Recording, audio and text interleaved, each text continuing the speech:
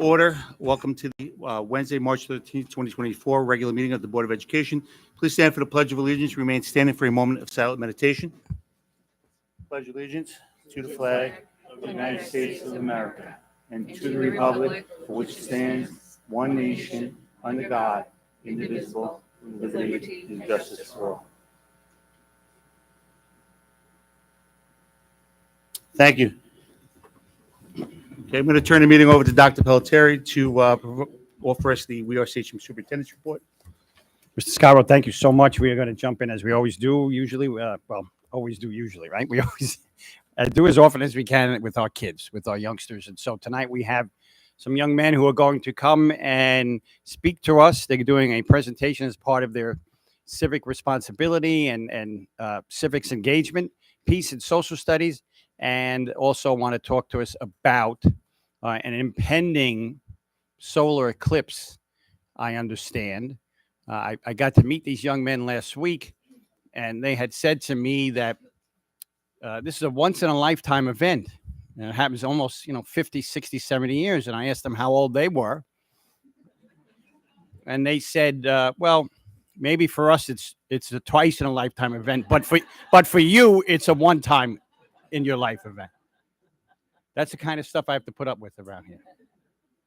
But I'm going to ask the teachers to come up, do a little introduction, and the young men can jump in and give their presentation. So who's jumping in? Thank you.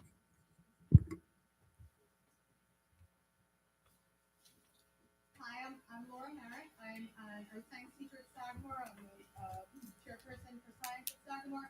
And these young men came to me and said, we want to propose using a snow day for the solar eclipse for safety purposes. And I said, sounds good. I spoke with our chairperson of social studies, and I said, this sounds like the seal of civic readiness.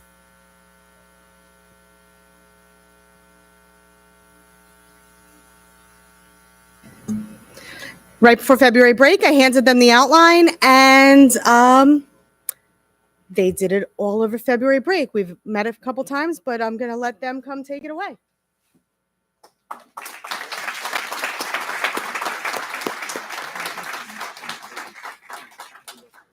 These guys all wore handsome shirts when I met them at school also, right? They're wearing their button downs and ties, and one has a jacket. He must be the boss. Go ahead, guys. How can all Sachem students witness the upcoming solar eclipse? Why don't you introduce yourselves? Settle down. All right, deep breath. Introduce yourselves. Go one at a time. Okay, go through the lineup. Go ahead. I'm Nathan Check. Okay. I'm Howard Dixon. I'm Maxwell Benemoff. I'm Jack Kelleher. And I'm Dimitri Vorbats. Okay. Now, when I met you guys, you all gave me one fun fact about each other, right?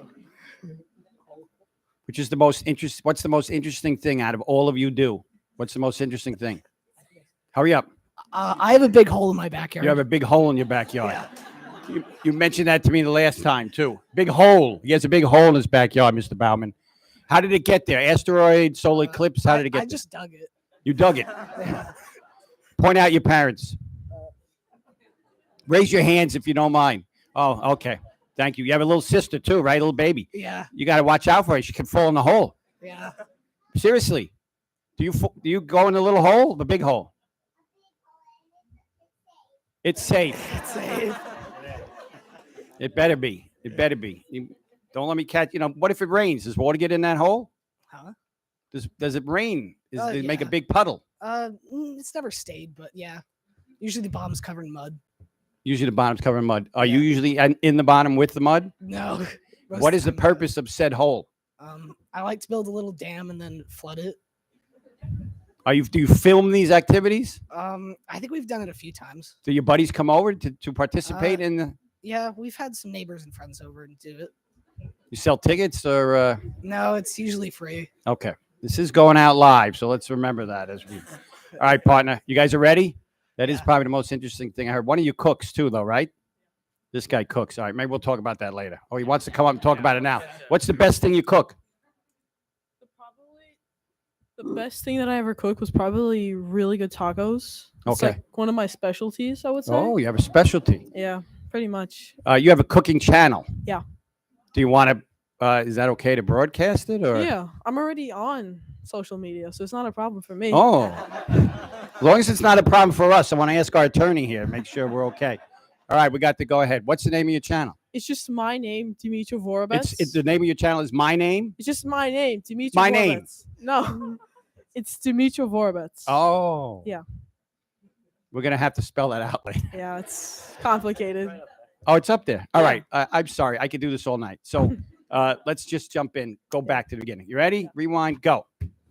How can all Sachem students witness the upcoming solar eclipse? Advised by Miss Merrick, created by Maxwell Benemoff. Jack Kelleher. Howard Dixon. And Dimitri Vorobets. and Nathan Check. Did you guys practice that? Yeah. You did? Yeah. That's it after practice? Yeah. All right. Practice a little more next time. Okay. We're good. Next slide. Next slide. What is going on? Where will it be? When is it? The solar eclipse will be on April 8th at 2:16 p.m., which is right about or a little earlier than dismissal. It can be viewed at 89.5% totality here in Sachem. You could drive 5 hours to Syracuse or Buffalo to see 100%. If you dig deeper in your hole in your backyard, you think you'd end up there? Probably. Probably. Or maybe China. A solar eclipse happens when the moon is in between the Earth and the sun, as shown in our diagram. You need to be in the right spot of the Earth to witness the entire thing.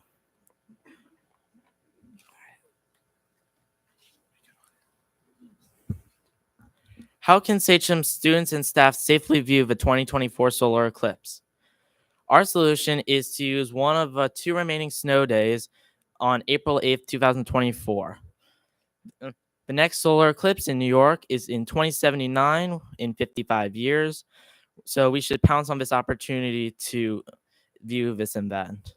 The solar eclipse can, as previously stated, can be viewed at 89.5% totality in Sachem, and you only need to drive a few hours to see the total solar eclipse.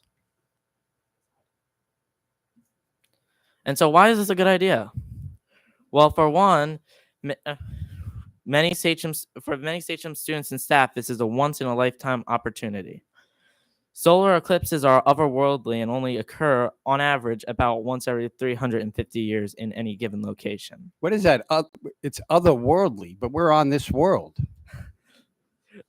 The event almost looks like you're on another world. Everything, it actually looks like it's all of a sudden just turned to night. Like birds just stop. Everything. Birds just stops. stop? Wait a second. They like stop. I got it. Wait a second. It just Is this the stopped. multiverse? Birds stop. You're gonna do a little Doctor Strange there. All right. I'm gonna call you on Birds stop, but go ahead. Keep going. Okay. Anyways, reason 2 is that we still have 2 unused snow days left. So why not use them on this incredible event? Reason 3 is that this is an educational event. Because most snow days and all days off don't really provide anything special of educational value. However, this day allows students to learn about astronomy, especially those enrolled in Earth science and who have an astronomy unit later this year. Let me ask you something. Snow days. Should we have remote snow days or regular old traditional snow days like we usually have? I think traditional snow days are probably the best. All right. Thank you.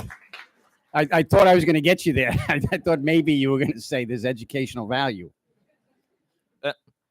This also won't affect the calendar as it's a snow day and it's already pre-built in. Just a side note. If I throw a snowball during a solar eclipse, will it stop all of a sudden? Probably not. All right. Anyways, so another reason is that there will likely be many bus problems and many bus delays because of the eclipse. There will likely be a lot of distracted driving, and people will likely stop on the side of a road to view the spectacle, which will likely cause a lot of traffic and other issues like less safe road conditions due to the aforementioned distracted driving. And finally, because of all these delays, there will likely be a significant safety risk. Many people will want to view the eclipse still, but they won't. But likely they won't have these glasses, which help keep you safe. Where'd you get those glasses? Mrs. Merrick, Your teacher has them? Does she have 12,000? Because we're looking to get them for. You have 6. Let's see how we can divide that up. Yeah, sharing is caring. But anyways, assuming that they don't have these glasses, and they It's a look pretty at safe assumption because there's only 6, right? And there's 12,000 kids. pretty safe, but considering they probably won't have these glasses on them, they're likely if they want to view the eclipse, they'd basically try and view it with like their own eyes, and they wouldn't be, and that is also very dangerous to their eyes. We'll get to that right now.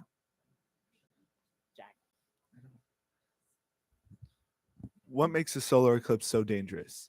So everyone is always saying how you shouldn't look into a sun just in general, but how you especially shouldn't look into it during a solar eclipse. Why is this?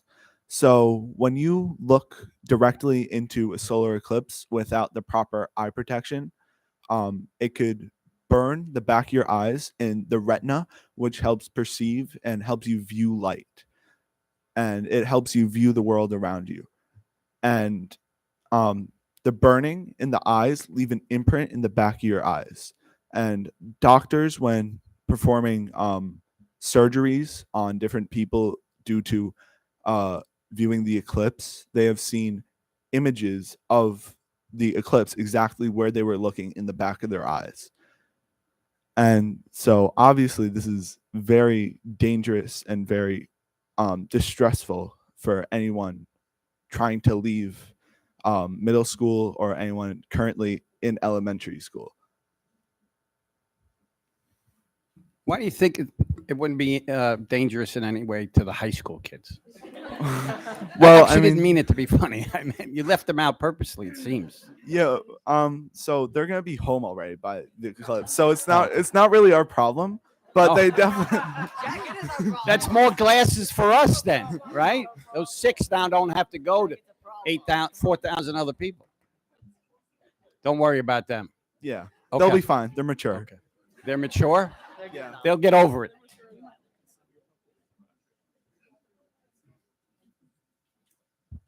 Now, we want to address some possible concerns to this day. Teachers would tell students about it beforehand, regardless of the day if we have it or not. The eclipse will be during dismissal, which would cause a lot of traffic problems, as stated before. Using a snow day wouldn't subtract state aid.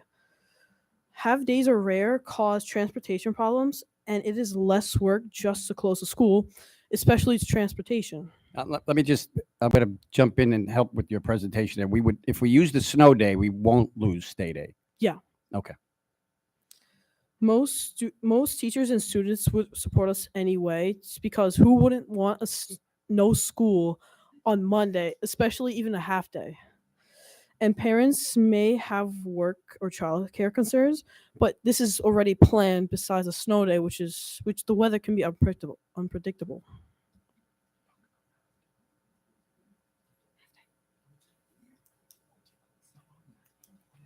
Now in Sagamore, we conducted a survey with students and staff. 582 people responded. 97. How did you conduct this survey? Did you send an email? Did you paper? How'd you do it? We did it online. Miss Merrick helped us to contribute it all the way through Sagamore. And you distributed through student email? It was a Google form distributed through science classes Okay. and to the staff. Excellent. Yeah. Thank you. So 97.1% of students and faculty voted yes to having no school on April 1st. What incredible finding. Wow. Yeah. What, How incredible. I'm gonna redo my doctorate on and do it on that. Where's the other? What is it? 2.9%. Where are those kids? Who are those kids? 2.7 said no, Yeah, we're missing. and oh, yeah. 0.2% said unsure. I'm unsure if we should have a snow day. Yeah, One person. one person. One just person. One person. That's one person. One person. Do you know who that person is? Yes. We do. Is he still in the locker over there at Sagamore, or did you let him out?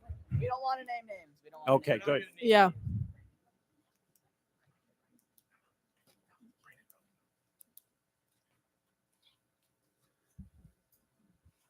In conclusion, this is I a like how rare. you did that. You should have had the sun though, and then a solar eclipse come over it. But That was my idea. yeah, they didn't go with it. No, they were fine with it. I Oh, just came okay. up with it. Okay. In conclusion, this is a rare astronomical event that is going to be a once in a lifetime experience for most. It is safer for students to stay home and view the eclipse with glasses instead of on the bus, where they are very susceptible to accidentally looking into the sun. If we do this, we could possibly be the trailblazers for all other school districts on Long Island and possibly in New York State. Because we are such a big school district, many other school districts will probably follow in our footsteps. And we could possibly make this throughout all the state. Having the day off is the best way for all of Sachem to witness this astronomical event while staying safe. In conclusion, having the day off on April 8th is the best interest of education, safety, and being able to view a once-in-a-lifetime experience. So we have some sources. Up top, you can see the safety for viewing the eclipse. Below that is eclipse information from NASA. The third link is you can enter your town name and see how much of the solar eclipse you will get to see. So, for example, if you entered in Syracuse, it would give you 100%. Did you There. enter for us?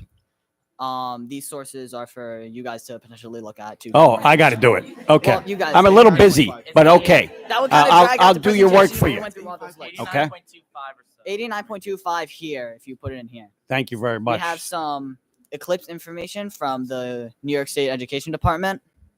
Stony Brook University put out some eclipse facts. There's an eclipse glossary. We have information on how an eclipse can blind you. And the big yellow link is a spreadsheet that Maxwell made of other schools getting a day off. Maxwell, thank you. How many schools are on your list? Do I have to look that up too, or can you tell me? I have somewhere around 10 links, but but each link doesn't just have like one school. It has a lot of schools in each one. So there's definitely a sizable quantity of schools. Would you argue that many are closer to the epicenter, if you will, of the eclipse? You know, Buffalo, Syracuse, up there like that. There's definitely some, but the fact is, it's really just such an incredible event that. Are you going to be a politician when you grow up? But yeah. Yeah, that's it. Okay, yeah, that's it. Okay. So thank you for listening. We hope you consider the information covered while making your final decision. I would also like to give additional thanks to everyone in the audience who came down to support us.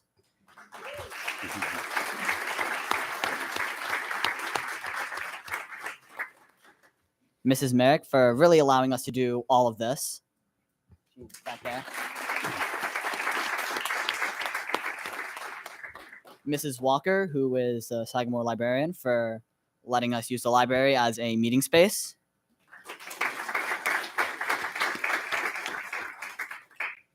Dr. Pelletieri, Mrs. Hines, Mrs. O'Doherty, Mrs. Moran, Mrs. Johnson, Mrs. Sedaris, Mr. Carasillo, and many others for listening to us present our original presentations.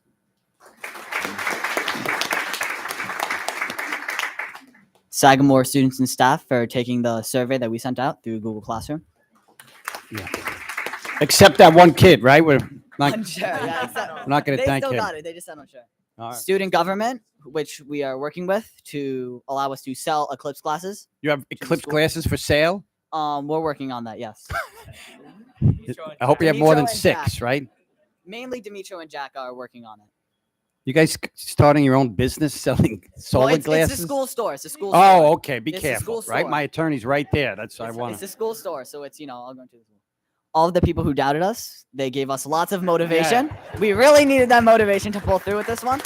Yes.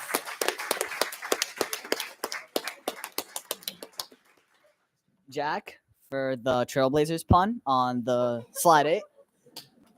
I missed that. Really had to.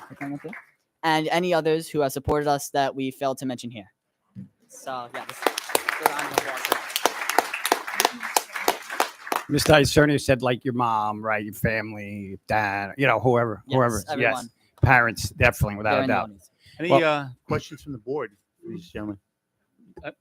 Yes. Bauman first, and then come back to Mr. Volpe. So great job. Thank you. Amazing. I fully support this idea. As a teacher, I fully support this. And I want you to call over to 3 Village and tell them the same. Of course. And really terrific. You guys are awesome. I don't know did you guys all make the slides? Yes, that was all of us. Terrific. Thank you. I want you to do all the presentations here. We Thank you. wish, we wish. Stephanie? Can you tell us how different we'll see it compared to upstate? Is it worth the drive? Because I heard people are like putting extra tanks of gas in the back of their car because they're afraid the traffic's going to be so bad they won't be able to get to a gas station. I think Max. Like it's a really big deal up there. Yeah. So, So basically, it's gonna look really cool from here. There's no doubt about that.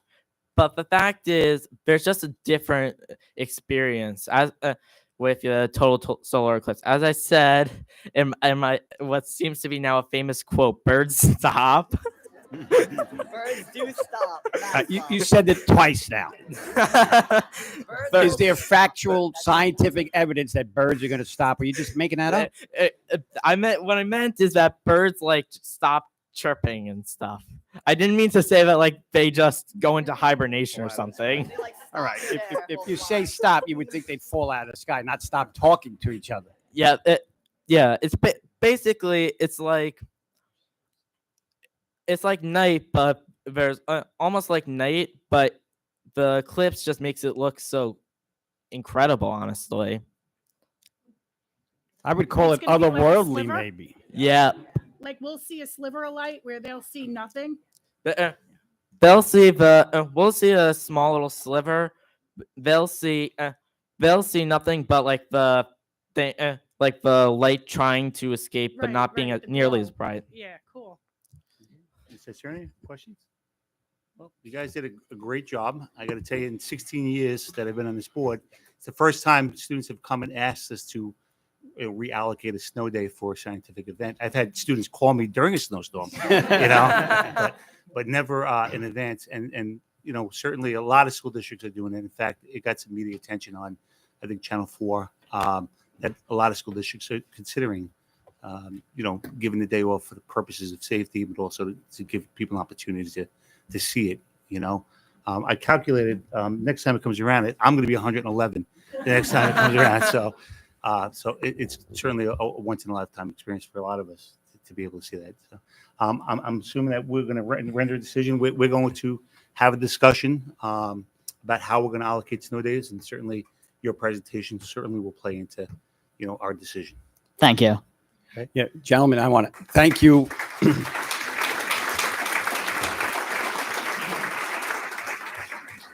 I want to thank you for coming up out of the hole and cleaning up, putting on your handsome shirts and your shirts and ties and shoes and coming up here. You did a fantastic job. I was so impressed. Last time I said, you got to come up and we all need to see something.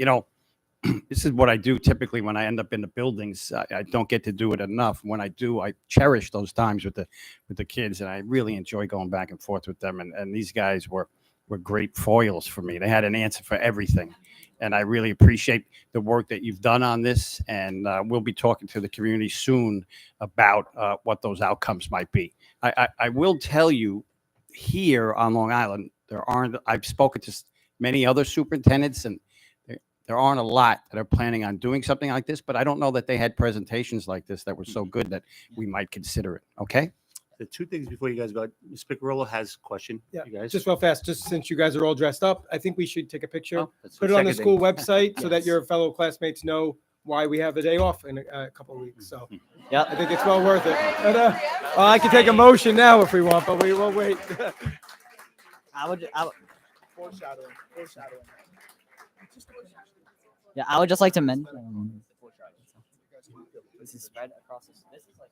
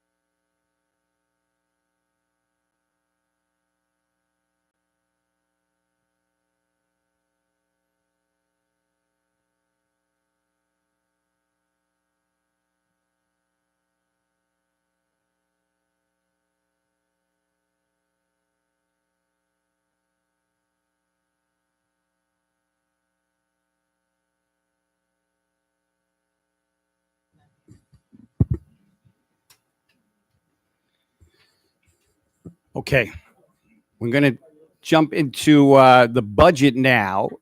It is about to get real boring for some people. So if teachers, the young men who just presented, parents want to dismiss, you can do that at this moment. No worries. Okay, if you want to stay, you're welcome to stay. We'll take a moment to pause. Thank you so much. Thank you, guys. Great job. Thanks, guys.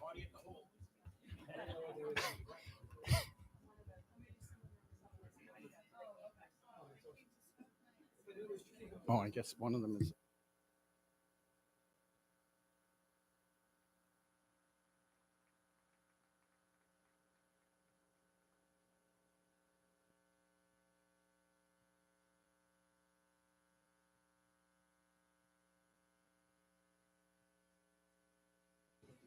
Thank you all. And we are now going to jump into a continuation of our budget discussion. Ms. Sarakis? The very boring budget. as No, you no, put it. I didn't mean to say it that way. But It's only- actually, It's only my feelings. there is a lot to discuss and for the community to hear and take part in. So it is very important. Yes. But I can imagine being, 14 sitting there in a shirt and tie, trying to listen to you. Okay. Seriously. I'm kidding.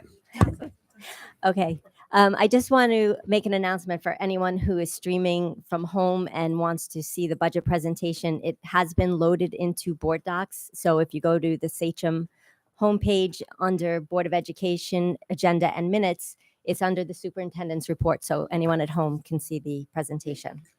Michelle, I want to thank you for that. And Allison, we got an email from a community member who said, I really can't see what's up there and I can't come in. I really need your help. And within a week, we turned around and now it's in Board Docs. People can go and literally click on it and follow along. So that's really helpful for the community. And I want to thank you both for that. And Mr. Renda, too, for helping show us how we could post that. Thank you. Okay. So this is budget workshop number 3. We're going to review the curriculum and instruction appropriation codes and the proposed capital projects. So this is just, the codes we're going to look at today, which again are our curriculum codes. But we're going to start with our assistant and deputy superintendent, supervision, and our radio station codes. So you'll see here under the assistant superintendent code, we are seeing a reduction of approximately $27,000. That's related to some BOCES, COSERs that we are looking to reduce, mostly related to professional development. And then just some contractual increases in our other areas, mostly, salary increases, some materials and supplies. We did across the board go to reduce our general material and supply codes by approximately 20%. That was for office supplies mostly. We're not looking to affect like our fax codes or our tech codes and things like that that would directly affect the student instruction. So that's just, again, our assistant and deputy superintendent codes. They total approximately $10.3 million, which is a 1.75% increase over the current budget, or $178,000. Does anybody have any questions on these codes? No? What's driving that $163,000 raise there on 2020? So that is our SAA codes, and the main driver of that is the 24-25 school year is the first school year in that collective bargaining agreement where the salary schedule has a step 11. So that's the main driver of that. So for general education, music, and our DOMA, or Department of Music and Arts, we're looking at, these are mostly just the in-service training. That's a BOCES code. Again, we're looking to really fine-tune all of our BOCES commitments for the upcoming school year. As you can see all the way on the bottom, arts and education is another area that we contract through BOCES that we're looking to make some reductions. We've seen over the past couple of years that we don't fully use what we're budgeting, so there should be a minimal impact by making that adjustment. And then the other increases are really just our contractual salaries and materials and supplies there. So overall, we're looking at a $90.6 million budget for 24-25. That is a $304,000 reduction, or a 0.33% reduction budget to budget. So do we have any questions on that? I'll go into more detail on the actual regular school code right here, just because that is such a large number. What makes up that code? The majority of that is our salaries for our teaching staff. We do have our aides in that code, as well as textbooks, BOCES, and then our regular travel, contractual, and materials and supplies. So does anyone have any questions for that? If I'm going too fast, just let me know and I'll slow down. Okay.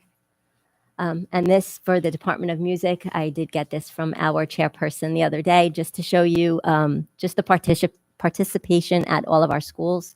You can see at our high school, 223 students in chorus, 412 in instrumental, and so on throughout the middle school and elementary schools. And on the left side, you'll see all of the music festivals that our students have competed in during this past year.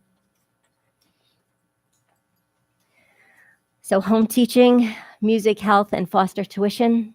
You'll notice in our home instruction code, we are projecting a decrease of approximately $250,000. That is directly related to how we have restructured the night school program at the high school this year. So we're seeing less need for our individual teachers to go to a student home. We have increased the programs that we're offering in our night school. Music, that's really just a decrease in the supply codes, as well as health education. Foster tuition, we're holding steady at $50,000. That code is hard to project because you don't know who's going in or out of the foster system. So these codes, we're looking at a $1.16 million budget for 24-25. That is a decrease of $259,000, or approximately 18% in these codes. So for our occupational education, the evening high school, library, instructional technology, our OCC-Ed codes, you'll notice, are going up $436,000. That is our CTE program with BOCES. That dollar amount is based on a 3-year average that BOCES gives to us. So for the current school year, we're paying based on 161 students, but the 3-year average for next year is projected to be 182 students. So that's why we're seeing such a significant increase in that code. An alternative evening high school, we're projecting about a $45,000 increase. And when you think back to the previous slide where we showed a $250,000 decrease in our home instruction, and we're only increasing our alternative high school code by $45,000, we have a $205,000 savings based on the restructuring of the evening high school program. Michelle, great point. I was going to raise that. You did it for us. Thank you. Just a quick question. On the 2280, the occupational education for BOCES, it's projected for 182 students, which is a 3-year average.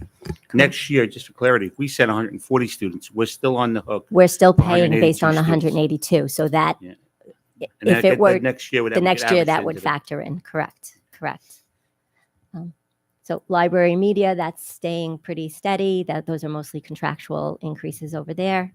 And then our instructional technology, we have been working with Mr. Renda on where we can make various cuts in our equipment and our software and some of our BOCES programs there. So that was a $522,000 decrease working with Mr. Renda. I think that's why he's not in the room right now, because he's afraid of you. You've been beating him up for a couple of weeks.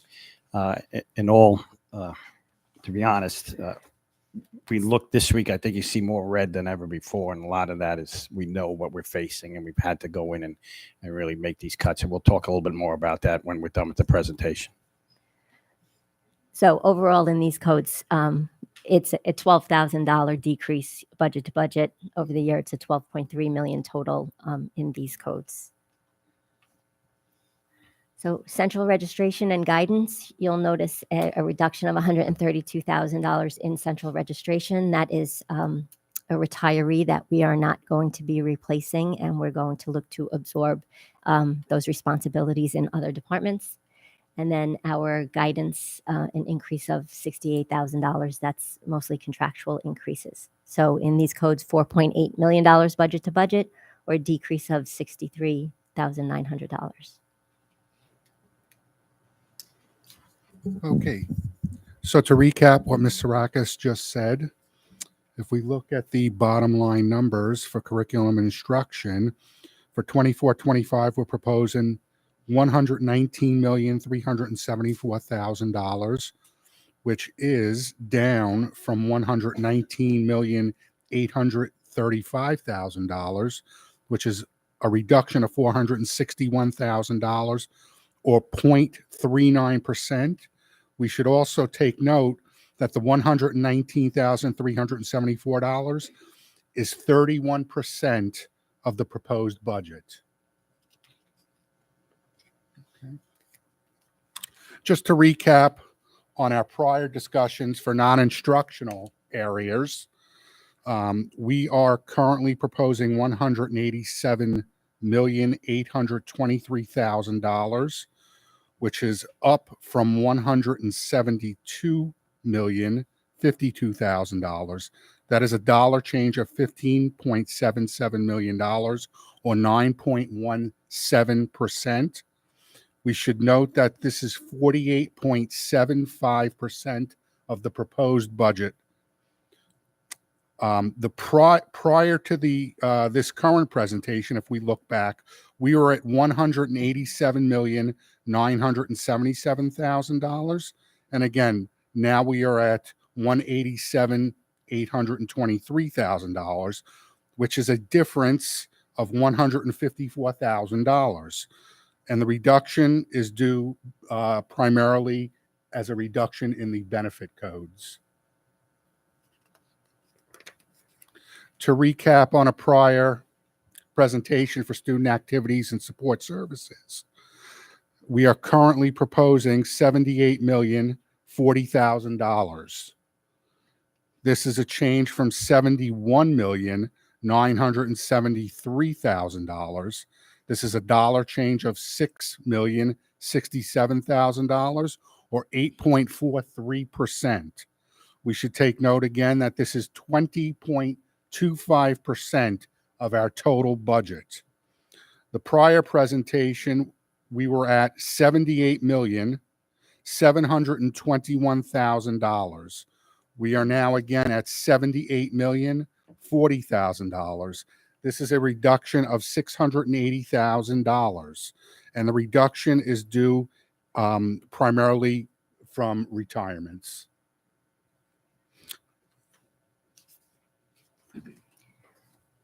So this chart, expenditures by object codes are our most general categories of expenditures. So this is just showing from the largest percentage of our budget down to the smallest percentage where the money goes in our budget.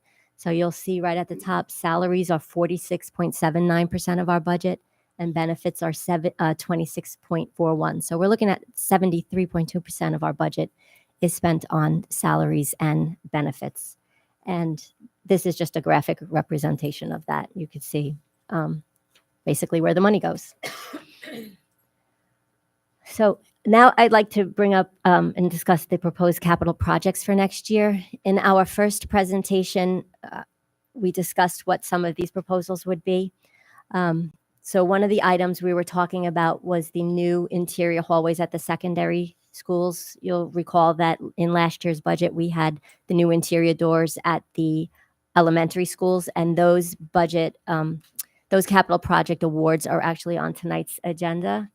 We're looking to replace some of the asbestos tiles in some of our classrooms. Not that the asbestos tiles are coming up; those floors actually hold pretty well, but just district-wide, cleaning up the floors that are coming up. Hiawatha Gang bathroom renovations, because we are having some severe plumbing problems at Hiawatha. And then to continue replacing roofs at Sagamore and Samoset for a total of $9 million. It's important to note here that these items were in the non-instructional codes as part of the transfer to capital or the interfund transfer codes. If we were to remove the $9 million and not do any of these capital projects, it does not help to close the budget gap at all, because taking the $9 million out of transfer to capital has a corresponding reduction of $9 million off of the tax levy. So it's not helping to close our gap at all by not doing the projects, and actually causes more problems in our buildings because there are projects that need to be done. Just we have to maintain our buildings, they're aging. So I just wanted to make sure everyone was clear on that it doesn't help to close the gap by removing them.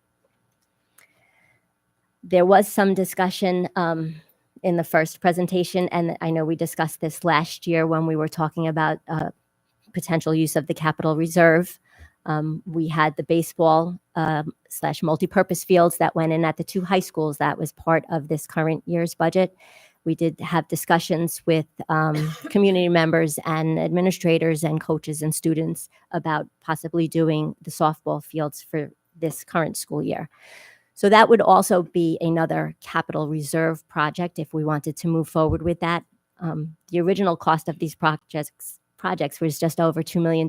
We have scaled them back just a little bit to really just doing the turf infield at the two schools and the dugouts and removable home run fence. High School East would require a walkway to be handicapped accessible. But again, it's important to note with the capital reserve, there is no impact to our tax levy by using the capital reserve. Capital reserve funds can only be used by a second proposition, a second vote on the ballot for the community to decide they wanted to do these projects. So again, this would not impact our general fund budget and would not impact our tax levy if the community wanted to move forward with this and the board wanted to move forward with this. Michelle, this goes back to 2019, couple years ago. right? This plan that we're walking through here with Right, the capital right. reserves. Which is why I just wanted to bring it up again as a discussion item, since we did mention it last year. I was able to get from our architect renderings of what these fields would look like. And again, it would just be the infield and the dugouts at the two schools right now. And so it would be more of a multi-year project. And that cost comes to $4.8 million, just the infields. That would be just under that. We have scaled it back a bit. The $4 million was for full infield, outfield. We didn't have an updated cost yet. That's why I'm saying it would be just under that cost. And that would be all capital reserve money. There would still be over $2 million left in the reserve if we went forward with these projects. And we're able to link this to building aid. And So we would be interior. getting 76% back on these projects over a period of time. Correct. The same way we did with the baseball fields, we would have to link them to a project where we're doing the interior doors at the secondary school. So we would link the fields to the interior doors, and then we would be eligible for the building aid. So in essence, if we didn't have something to link it to, we'd be on the full hook for $4.8 million. Correct. Correct. So it's really costing us 24% Correct. of the total job. Right. Laura? And Michelle, just to clarify again for the community, when we set up the capital reserves, it was specifically to go just towards capital projects in our district, because prior to having a capital reserve, we had no reserve funds for any capital projects. So a lot of our fields and our grounds and everything in Sachem fell into disrepair, and we were only repairing them on an emergency as needed basis. So this is part of a plan to maintain a capital reserve so we continue to keep up on capital improvements so they don't become unusable or fields become in such disrepair that our students can no longer use them. Correct. And a capital reserve, just so everybody understands, cannot be used to fill a budget gap. It can only be used for capital projects. And that was the point of this reserve. Correct. And it can only be used for community voter approved capital projects because it has to be a separate proposition on the ballot. Yes. Can I go backwards? Sure. Sure.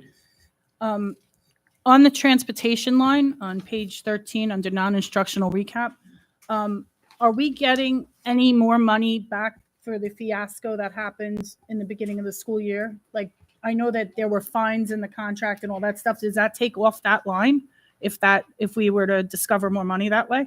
So what we did, it was becoming very unmanageable to try to figure out just what those penalties were, because there's 90 routes, what was running, what wasn't, who had an aid, who didn't, what kid was not picked up, who was brought to school and not brought home. So what we did was we reached an agreement with the company. We started calculating it, they started calculating it, and we decided that it would be pretty close if we said of the 90 routes that a third of them didn't run at all, because we had partials going on throughout the days. So we said for 3 months, we would only pay for the 60 routes and not the full 92 routes. And that's what we did. We paid for 60 routes for 3 full month periods. And then we started in December with you have to now document exactly what you're running and what you're not running. And that's where we've been calculating penalties going forward. It was just too unmanageable for the first few months. Understandable too. And then the second question I had, student services and related services are going up 9.41%. That's the special education fund. Yes. So that is, we're not seeing drastic cuts like everybody's worried about in special ed. No, and a lot of that is driven by increases in tuition for out of district placements. Any other questions? Michelle, I just want to go back to on something. We're kind of going pretty quick through there. On page 5, it says arts and education, 2111. Okay, Yes. and then on page 11, 2038 and 2111, it looks like there's a total reduction of $500,000. We're going from $1.3 million to $800,000. Could you explain what that is? I mean, that's a large number for that one line. What is that a reduction in? What are the details behind that? So the $300,000 decrease is for all of the codes that were on that one slide, page 5. For the music, the in-service regular school, and arts and ed. So arts and ed, the 500,000. So I said- carried over. Yeah. Right, that carries over. But the arts and ed currently at 1.3 million. We don't use that full budget right now. So just looking for where we can make some reductions. I think in this current school year, in last school year that was just completed, we used approximately 800,000 of that code. Okay.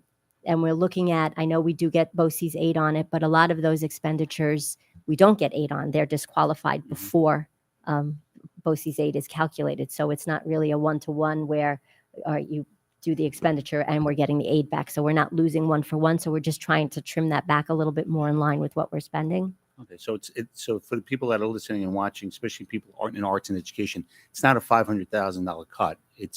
we're bringing it down to our actual expenditure from the Right, previous year. which the budget would then be 800,000 Yeah. for next school year. All right, I just want to make that clear, so, Correct. our emails don't blow up tomorrow that we're Right. cutting arts and education. So. Okay. So Any where other were we? questions? Stephanie? In the BOCES line for CTE, it's an average of 182. Do we try to like push to get 182 kids to go? So we're getting our money's worth, or do we? Well, that's based on a 3-year average. So if we had 161, it was based on 161 last year. So we actually have more going this year, which is why that average is going up for next year. So do we try to send 200? I think we have over 200 there But this year. you know what I'm saying? Like, so the community knows that if we pay 182 now and we're sending 200, we're making out money. But some Right. years we might pay 160. No, but Yeah, but you you're gotta- going to pay But for you it gotta- next year. You'll pay Yeah. for next It's going to year. Okay. get 200 is going to incorporate it And into then the it average. gets into the new 3-year average? Yes. Yes. Yes. Gotcha. We have a lot of kids going to CT. It's a fantastic program. Right. That we just have to keep an eye on. So Mr. Sachs went through the budget. Right now, we're looking at $385.2 million. That was a budget increase of 5.875% or 21.3 million over the current school year. We are still facing a budget gap of approximately $12.2 million, and that's after now we've done all of these adjustments. We're still working with some of our BOCES coasters, but where we are is pretty close to where, we can be given the information we know so far. So our next steps would really be just to look at now how we're going to close that gap, because that's where we are. So I'll offer to the board and the community that we will be presenting next week actual numbers. We're looking at, unfortunately, and I'm not going to get into specifics right now, but we are working with some of our units in terms of trying to get some give backs.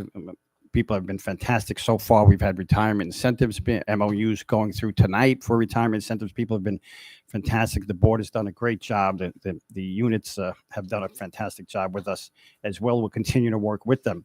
But, a $12 million budget gap is a serious thing. And our money is in our teachers. It's in people in the classrooms, and that's where it should be. But unfortunately, in times like this, when we don't have the state aid that we're hoping for, and there are increases that are beyond our control, that's where we go in order to reduce things. So we are looking at large numbers of excesses, unfortunately, in terms of teaching staff. We're looking at about 60 people that could potentially be excessed in terms of teachers. We're looking at excessing in other titles as well across the board in terms of administration, in terms of clerical, custodial, you name it, across the board. And we're looking at across the board cuts, which we've done already. Michelle has done a yeoman's effort in terms of trying to get those numbers down. But we're at a point again, unfortunately, in Sachem's history where we are looking at some dire times in the immediate. And so we would come forward next week with some specifics about how we might bring that number down. I'm very hopeful, again, that state aid, both houses passed budgets that include Save Harmless, which they better, because we have it in already, our number, which is about 2.8 million. And both budgets included another 3% on top of that. So we're very hopeful to get that money as well. But it's still looking as though we are going to have some serious issues in terms of getting that number down. And we're not going to be the same district, unfortunately, next year as we are this year, if things stay the same. Could you just tell us what the 3% increase, what does that represent in dollar amount? About another 2.8 million. 2.8 Almost million. $3 million. Yes. Any questions? Good, Stephanie? This 12.2 million is close to what the grants were for COVID, right? Wasn't it 13 million that we No. had left over? Or is it less? No, we originally got around $20 million. And I'll go through that again, because it's a sticking point for me. Our kids struggle with mental health and learning loss. The feds came through and stayed, and everyone realized we got to get money to our schools and support these kids. We talked about hiring social workers. We talked about Northwell Health programs and partnerships. We talked about Saturday school, extending the school day, summer school. Those grants all went away. So I think we did a fantastic job in getting things in to support our kids, and those problems still exist. The learning loss, the mental health problems, we're still worried about this. It's a national concern. And yet those monies have gone away. And not only have they gone away, we've done even worse. We've dug I'm not going to make a joke. We've dug a deeper hole, right? The state has, in terms of what's going on with our schools. And we are not the only one facing this. We read Newsday all the time. Amityville has gone through, many districts are going through this. 50% of the districts, as a matter of fact, received less money this year than they did last year. So we would lose those supports because they're not funding them to continue to fund them, because we had the grants, we were able to fund them, we were able to help our kids, and now the funding's gone for that. Yes. And they're like, oh, well. Well, Right? It's not school district incompetence. Yeah. or we didn't spend willy-nilly. We were helping our kids. We did something ridiculous. We would own that, right? Right. But the fact of the matter is, during a mental health crisis, you bring in social workers. Right. You extend the school day when there's learning loss. We do those things. Those things are still ongoing. And we we need to warn emphasize people, that, Stephanie, I'm yeah. so sorry. I have a bad habit of talking over people. No, But we I- warned people that this was coming, right? This fiscal cliff, great name, fiscal cliff. Well, we are falling over it right now. And I'm hopeful that the governor and people get in a room and get this resolved. And as we know, they keep talking about April 1 is the deadline. It's not going to be met, they don't think. But we have a real deadline. And we're going to have to make an action based on some unknowns potentially. And that action is going to impact this school district. At the expense of our kids' mental health, possibly. At Because the that's expense what of a we- lot of things. Right, and that's unfortunate. But I want the community to know how passionate you are with this, because this wasn't frivolous spending. This was to really help our students, and now, like the carpets have been pulled out from underneath everybody on Long Island, not just Sachem. Mhm. Is that Cerny?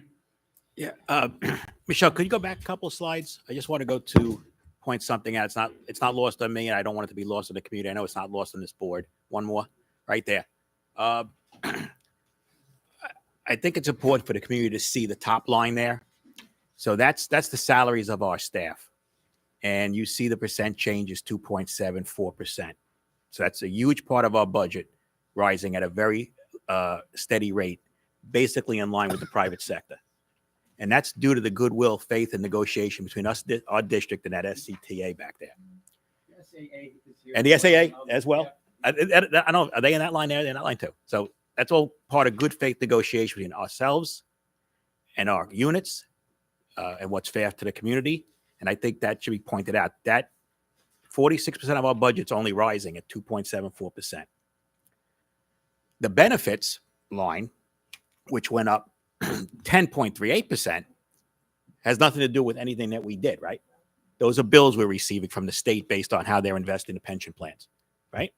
So that leads me to believe the pension plans are not being invested wisely, at least not the way you can make money in the market today. But it's also out of our control. So there's $9 million of that $12 million that we're short that we have no way of controlling, right? So I think the community needs to know that as well. Rob and I, we went through this before, and I really don't want to see us dismantle what we've built already over the last 5 years. So I don't know how anybody else feels, but I know the law has changed. There's no penalty to our community, but it's been over a decade that we tried to pierce the cap. And I would be all for presentation that we pierce the cap to try to close some of that gap, whatever that would mean. Some reasonable number. You know, inflation's 8%, 4.75 seems reasonable under the circumstances, 4.9, something like that. So I'd like Michelle to put something together on that regard. Also, we know the money for Union Avenue is coming. It's not here yet, but we know it's coming. I think that's 1.175 million, something to that regard. Yeah. We have that in the unappropriated fund balance. Why don't we appropriate it to this budget, knowing that we can backfill it later? I mean, it's not going to make our June 30th fiscal report look better because our unappropriated fund balance will be even reduced more. But it would close the gap for this budget, at least until we get the money and then backfill that unappropriated fund balance. That's something else I think we should consider. to try to close some of that gap before we do any dismantling. I mean, I understand, and I agree, I understand what Stephanie's talking about too, because in my mind, I say, we did bring things on board based on those 3-year grants with the thought of learning loss, mental health services. Obviously, the Fed should have funded that for 5 years, not 3 years, right? Because we're still suffering with that. So I understand that aspect of it, but this aspect, our day-to-day district, we should not try to dismantle that until we've done everything we can. And I think we could go to the community and explain that to them. So, Laura? So we've all been here before, at least Rob and I. And when we did try to pierce the cap, it didn't work. And many districts across Long Island that have tried to pierce the cap doesn't work. And then it just causes a worst case scenario. Not that I'm saying I'm 100% against it, but I also think Mike's on the audit committee with me. Our auditors say every time we meet, when you do a budget, it must be sustainable every year. You cannot use a one-time sale or a one-time fix to plug a budget hole, knowing then the next year it's going to increase and now you're still behind. So when you do budget to budget, when we faced this cliff before, this financial cliff, we took out of reserves, we did one-time things.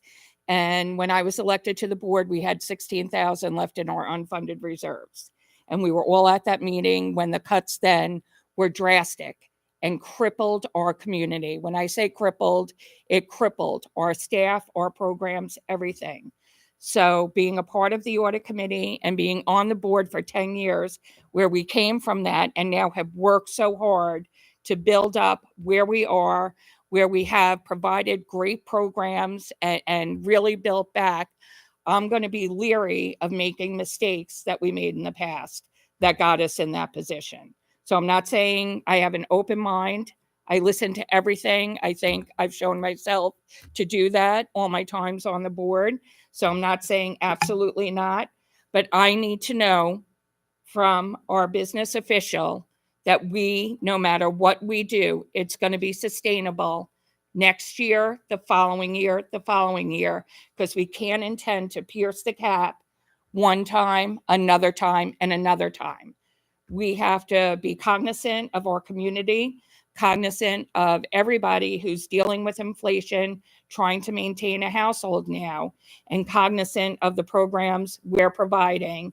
And I would rather try and work on a budget that's sustainable than we get left with no reserves, meeting at an emergency meeting in September and having to cut 200 staff, teachers, and positions, because that's someplace that we all sat, well, not all of us, but some of us were board members, some of us were community members when we sat through that time, and it crippled our district. And it has taken so long, even just a capital reserve, something that we never had here, just to, again, get our capital, our fields, or our grounds, everything back to where they needed to be. I am all for a sustainable budget. I am always going to be very leery of something that is going to plug a hole to push it down. And again, we are just them moving the can down the road.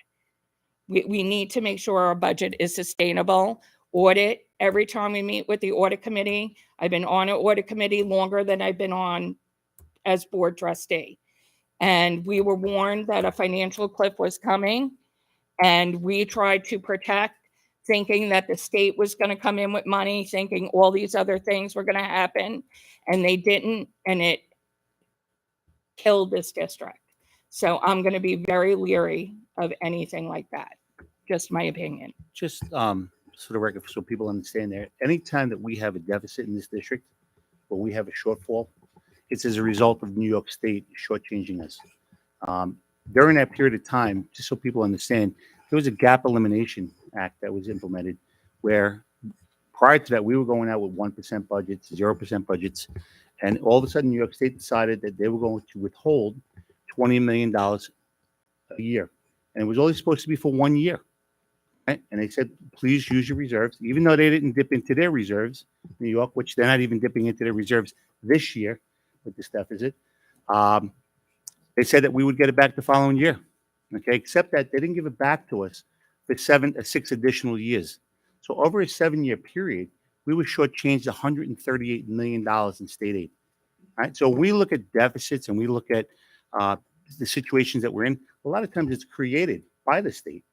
Okay, we managed to build a beautiful new Tappan Zee Bridge during that period of time when we were shortchanging schools, but we were shortchanged because of what we were in that position, not because of the Board of Education, inappropriately using money. That didn't happen. Yeah. And I'm sorry if yeah. I said no, that. No, I'm not I saying that. don't- But I just want to say that we did go out. I remember being at that meeting with much bigger room with a lot more people in it, 900 people in San Vicente Auditorium, and the community said, "Listen, give us an opportunity to pierce the cap."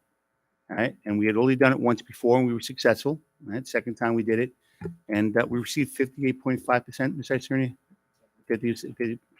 All right, so under normal standards, that would have been a passed budget, but it failed, and we had to go back, and then we had to make those cuts.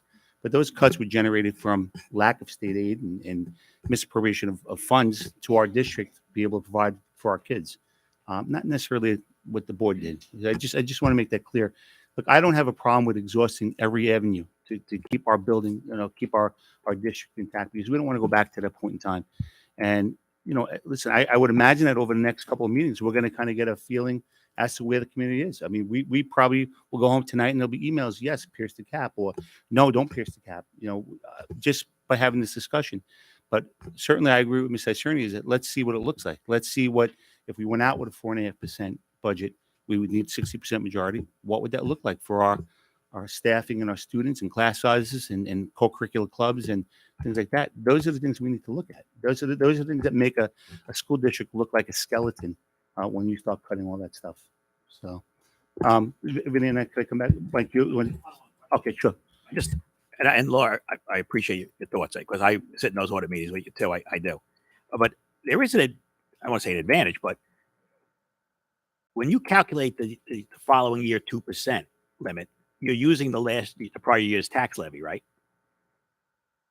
When we do the calculation for the tax levy, you start with the prior year. That's your starting point. And so if you did have a year where you pierced the cap, And you would your actually new get the starting advantage of point that is the much following higher. year. Yeah, Right. correct. Because your starting point's much higher. Right. So it does help in sustaining. I mean, I'm not advocating it's an every year thing. Certainly, it's been more than a decade since we tried it. But, under the circumstances, I would suggest we look at that. Yeah, I'll jump in 1 second, and I apologize. I'm doing it again. You start at that higher number, and so you would never want to come out and say, "Oh, this year." Once you do that once, and you reset yourself for many years going forward. Yeah, but it's a dangerous proposition. And Mike, I think we have models already. Ms. Sarakis sent us something, right? Piercing the cap with an example. It's only going to raise at 4.9%, $6.2 million, right? So on we top cut- of on what top of all normal- the other that cuts, would- right? Right. Projected cuts. But that 6.1 is in addition to what the original levy was. That's additional money. Again, it's a risky proposition because you talk about it. It's been a decade, right? A decade ago, what was our budget? 260 million, 280 million. We're over $100 million more in a decade. So we are growing. We're going to hit 400 million very shortly, right? So to Laura's point, perhaps we need sustainability over time, right? So just a lot to think about, right? So again, demographics are going down. Our enrollment's going down, but in 10 years, our budget's gone up over $100 million. Now I get it. There's a lot of things we have to do and it's mandated and things like that. Yeah, but we do a lot more. these Mr. are bigger Reynolds. Yeah. conversations that I think the state has to come in and help us, right? Whether it's redoing foundation aid or something, because it's not sustainable anymore. The only thing that changes from 10 years ago to now is that Governor Cuomo held our tax rebate check over our head. Said that if your district told the residents, if your district pierces the cap, you will not get that $1,200 bonus check.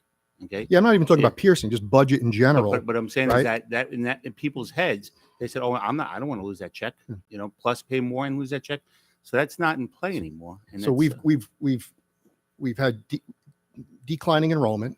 We have less buildings, yet our budget's over $100 and something million more than it was a decade ago. Again, just things to think about, right? So again, hard Mr. decisions. Reynolds, a great deal of that I think is from mandates that that are Right. required of districts that really don't come with a lot of funding. Yeah.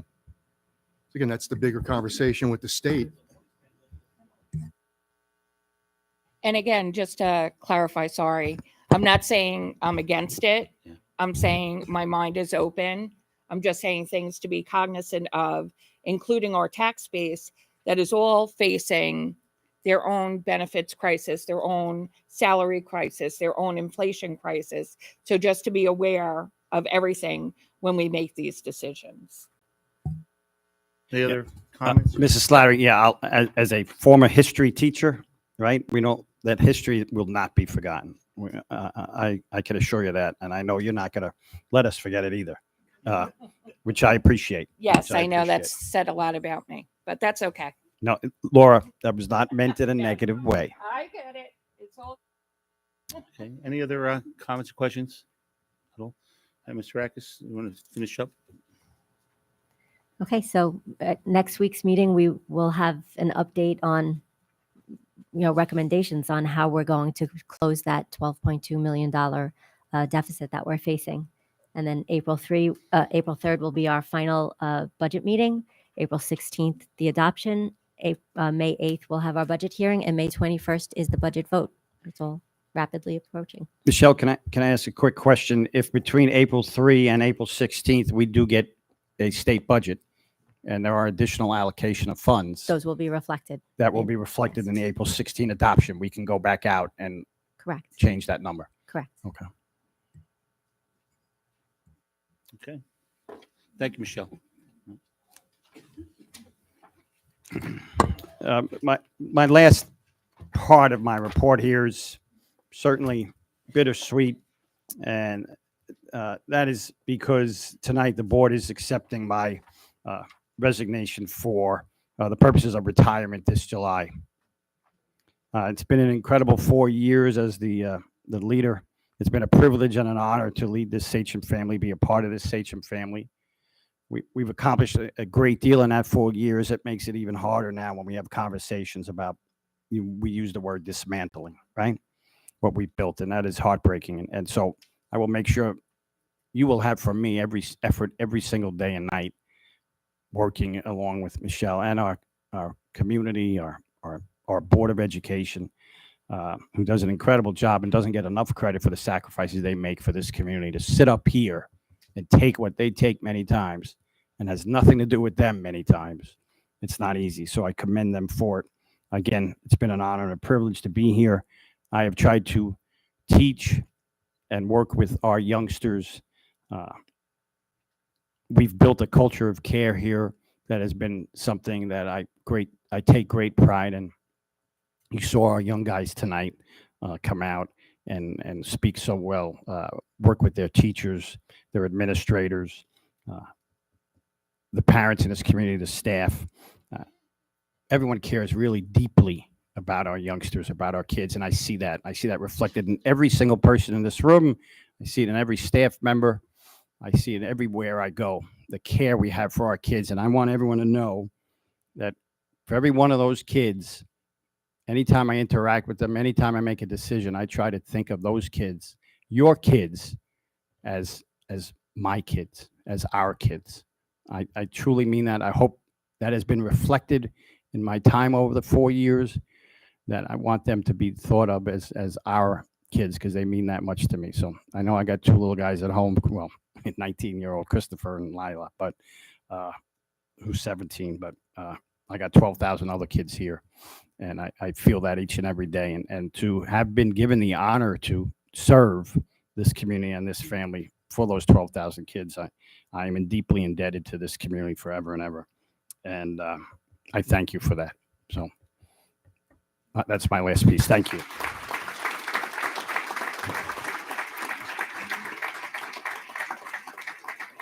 Thank you.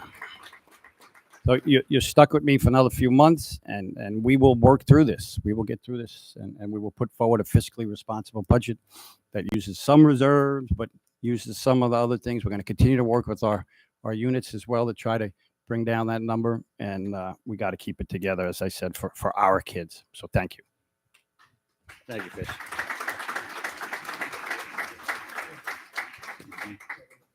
I was going to save it for section 6, which is the acceptance of your resignation. But I guess I'll say it now. Look, Chris, you came into this district at a time when we were dealing with a global pandemic.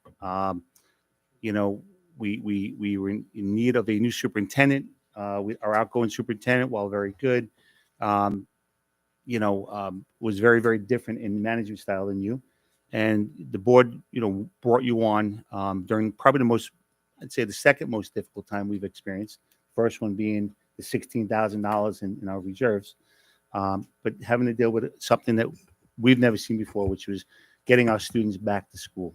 And you took on those challenges. You weren't sure how you were going to do it. We had some deep, difficult conversations here on whether or not we should buy plexiglass borders, to get kids back to school faster. And you did it in such a way that, you brought our most at-need students back first, our co-lab students, then, our special needs students. And then we slowly worked in all of our other students, and we did it in such a way, the best of our ability. But in doing so, we were able to balance our budget. We were able to implement new programs, one-to-one Chromebook devices for our kids to bring them into the 21st century of learning a different way. And certainly, I got to be honest with you, and I'll say this publicly, I thought you were crazy to take the job.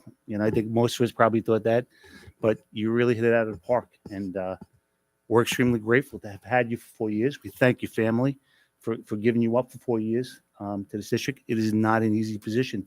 I've been here for 4 or 5 different superintendents, and I think that's probably the reason why I thought you were crazy. But you really did a great job in connecting with the community, creating transparency for our district, and working unbelievably well with all of our board members. So thank you. Thank you.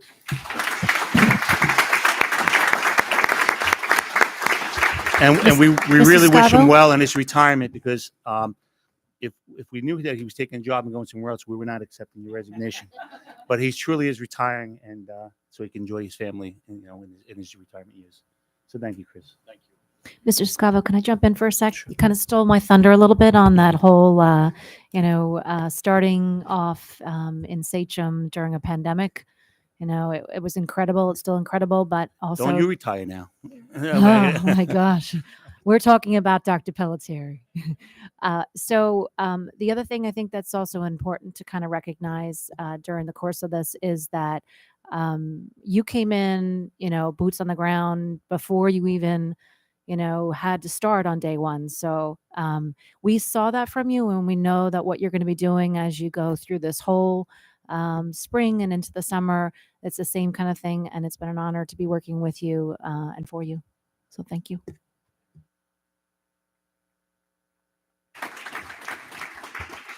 I just got my beach permit for Democrat Point, saw a thumb over there, and so you can look for me there in August with my fishing pole and my golf clubs. Well, my golf clubs won't be there; they'll be somewhere else. But yeah, I'm going to spend a lot of time with family. Well, don't come there. I mean, look for me. Spend a lot of time with family and yeah, make up for those dinners and those softball games and hockey games that spent here with my other family. So thank you.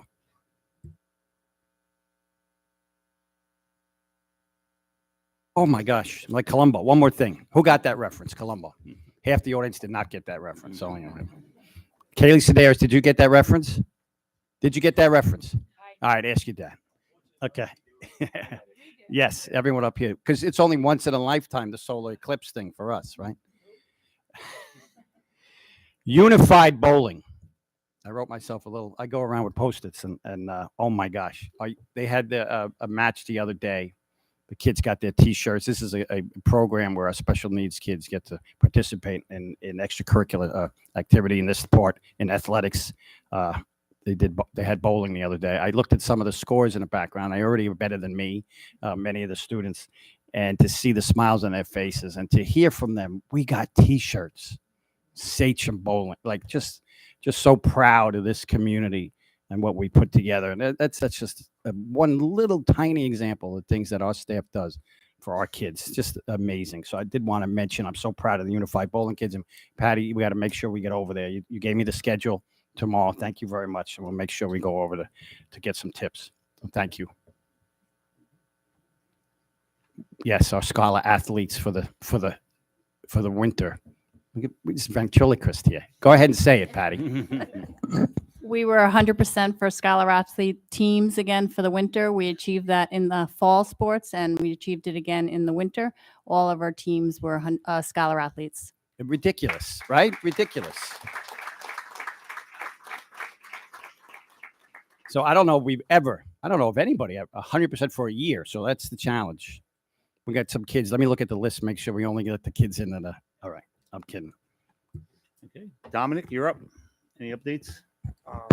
Yes. So, as of today, I believe Mr. Antonetti sent an email over to district office for the final approval for the Suffolk County Sheriffs to come play us for basketball and dodgeball. So, just waiting to hear back, and we should be good to go for March Madness, the March 27th. So You're going to play the Suffolk County Sheriffs Yes. in dodgeball. if they choose to, right now we have them playing some of the varsity basketball players in little 5v5, so it'll be interesting. Supposedly they have a pretty good basketball team, so I'm sure they do.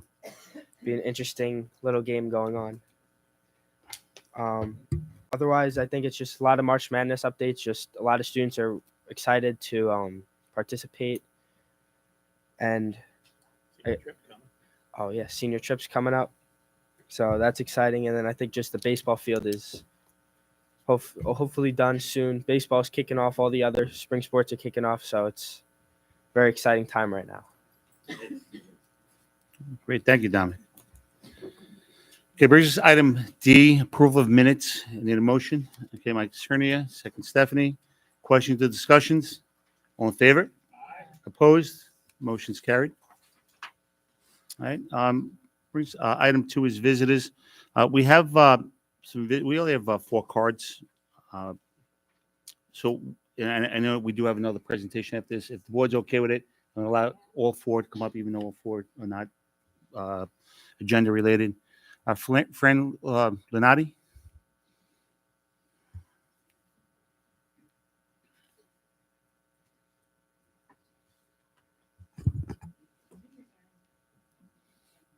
To push this? Yeah. Is the light on? Yeah, now the light's on. I know you get a lot of people that come and complain and what they find, and they want you to change things and everything. But all I want to say is thank you, because your school, this school district is the only one in New York State that is fighting this battery storage plant. And it makes so much, it means so much to us that you have come to this point where everybody else has just let it go by the wayside. And we came to thank you tonight for what you've done to move ahead and put this litigation in. It really means so much. I've heard from other communities that know nothing about these battery storage plants. They have 51 that are scheduled to be built in Suffolk County. They have 509 in all New York State. So they're going up like wildfire. And the problem is they haven't come to any kind of safety regulations. They're so behind in this, but they're so going forward with these plants. And it's really sad. It really is. But to thank you, the words aren't enough for what you did, and you worked and you put this through. Means so much to us. Really does. So that's what we came here to do, is to thank you. Thank you, Fran. Rob, is there any word on it? Did we hear anything? We haven't, Chris, there's no update or anything now. It's been filed, right? It's been filed. There's a little more time left before the respondents have to, submit answers or motions in connection with our papers. It's not going to happen overnight, but the process is moving along. Great. Thank you. Stephanie, you had a question? I brought this to give to Dr. Pelletieri after, but I think it's more appropriate for Fran to give it to him because it was the first time somebody thanked us in a paper, and I saved it. So do you want to give this to Dr. Pelletieri? The board took the action, so the board gets the But credit. it's you two. And you're leaving, so you need it. Thank you, Frank. Have to commemorate when someone thanked us. Thank you. Sheila Edmondson.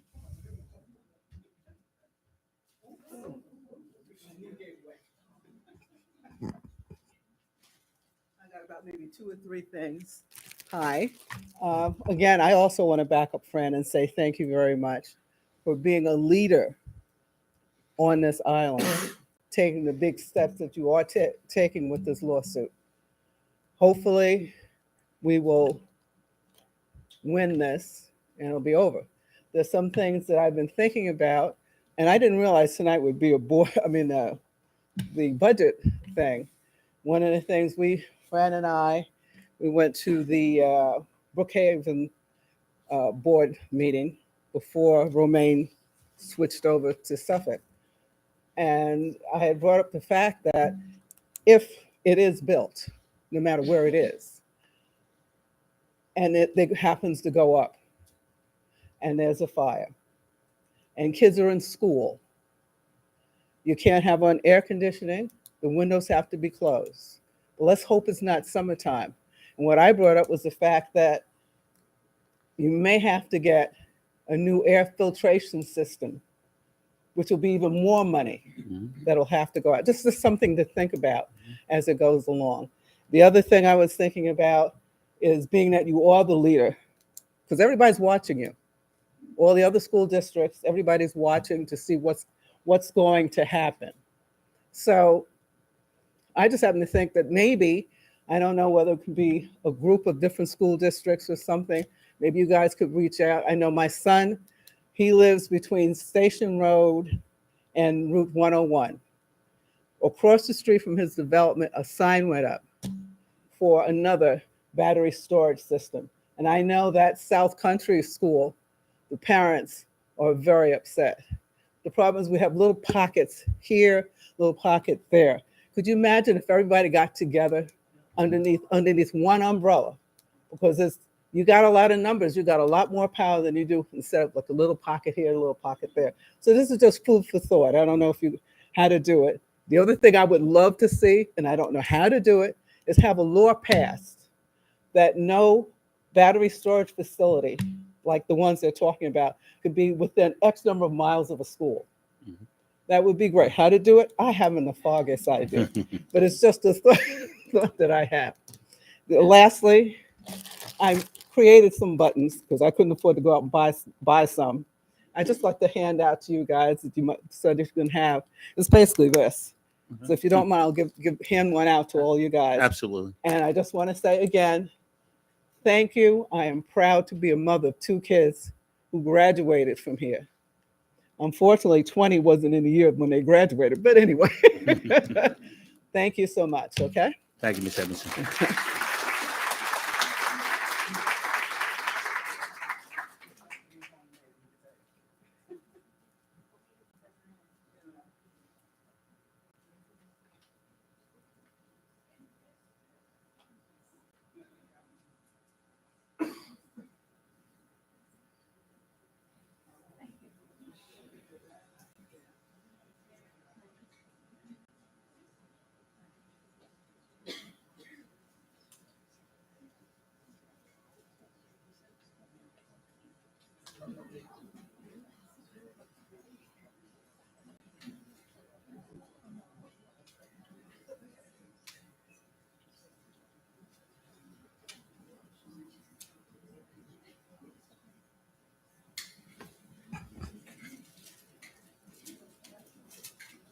Okay, our next speaker is Jay Plantamura.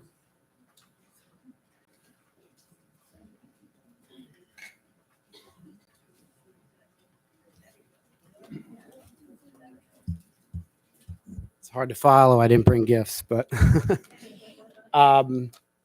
Scavo, members of the board, Mr. Scavo, members of the board, Dr. Pelletieri. Just full disclosure before I get started. Some of the board members I haven't met yet. Mr. Scavo, we go back from when we brought the summer enrichment program to Sachem way back. And this was actually an email I drafted for you and Dr. Pelletieri. And then an hour before coming, I decided to just go with it. So it's a rough draft. My name's Jay Plantamir. I'm a parent, community member, Sachem teacher. Been connected to Sachem since kindergarten. I'm 22 years teaching, currently third grade. I prefer a third grade audience. I've been a principal aide for 11 years. I love what I do. I love working here. I have two boys in Sachem, 7th in Seneca, 4th in Tamarack. Both have needed services from time to time, and both have had amazing experience in Sachem. Unfortunately, this is the third time around that I've experienced budget concerns, cuts, staffs. I know we all have the same questions: how we here, why. Again, Mr. Scavo, I know that you've been around through many of those times. I share my background with the purpose to show my experience within this district, and this is more of a letter of consideration from where we've come from and what we can learn from past tough budget years. One area I think that we definitely need to, that's important, is no finger pointing, blaming, arguing within each other, within the community, board, administrators. We're all passionate. We're all on the same side. There's no way around this. Our students, my children, all of us are going to be impacted. Another concern from the past is making sure that our cuts are equal across the board. I hope you strive, and I know you will, to make sure these cuts are equal across all areas. Now, last week, it was brought up about we need to start having hard conversations. Maybe we're too calm, and I agree, and I think today we see that. I do feel that from talking within the community, I feel they're unaware of the severity of that we're in. We need to do a better job letting them know, all of us. Another area I really would like to address from the past is staff cuts. There's no way around this conversation. I think it's the hardest conversation. Yes, clubs, sports, cutting all that is just as hard, but those are going to be impacted by Sachem students. But staff cuts, not only are Sachem students going to feel it, but the lives of people's livelihoods are at stake. In the past, staff has found out very late in the year. We need to give staff enough notice that job security can be in jeopardy. For our younger and newer staff, they need to prepare, and we have many established staff close to my age with families, bills to pay, houses. I just ask that you consider that. Finally, just to mirror what was said in the last meeting, we do need to be careful, especially with our cuts, especially with staff cuts. All staff has a ripple effect. Again, we are people, not positions. I can speak because I teach elementary. We have been feeling the stress of not being able to give the students the academic support that we want to give them pre-COVID. After COVID, gaps have doubled. We need our math teachers. We need our reading teachers. We need our social workers, our psychologists, our aides, our speech teachers, our ELA, special ed, music, PE, art, all our teachers. The list goes on. We desperately need them. Currently, we are struggling with the support and staff we have at times to meet the needs on all sides of struggling students and students that achieve very, very high success. We sometimes struggle with meeting the needs of our standards and allowing all students to have success. The people I mentioned before make IST happen. They counsel our students. They give them the push they need on the grade level, on each grade to meet grade level expectations. They help identify students who need more. They dry our students' tears, give smile and encouragement needed daily. They are the foundation of our culture and our community. And as you all know, they go above and beyond. And I'm proud of every member in our, on both sides, all sides. I just want to echo, again, it's just a letter of consideration. Each cut will have a rippling effect. And I just ask that just to keep that in consideration when cutting, educators.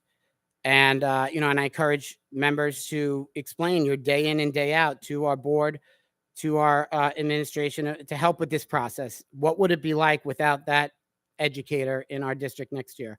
I wish I had a solution. I really, really appreciate the position you're all in. And I thank you for your time and future time going into the budget season. Thank you. Thank you, Mr. President.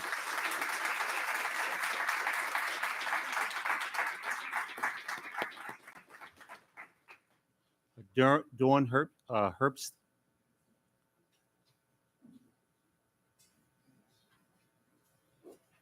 Hi, I'm Dawn Herbst.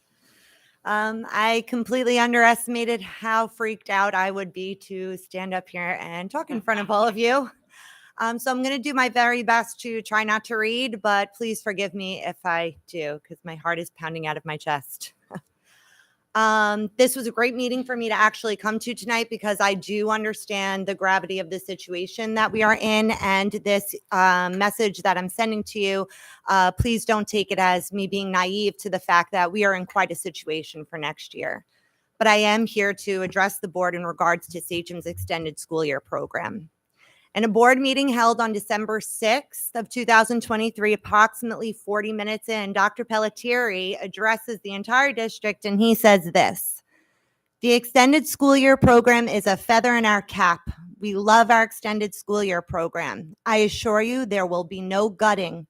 There will still be a full day extended school year program for our kids this summer. Well, the fact of the matter is since 2020, our CESI program has taken a pretty hard hit. Our CBIs, which are community-based instruction programs that lead to field trips that are intended to help our students apply what they've learned inside the classroom out and into the community, have been few and far between and way less purposeful than they were prior to COVID.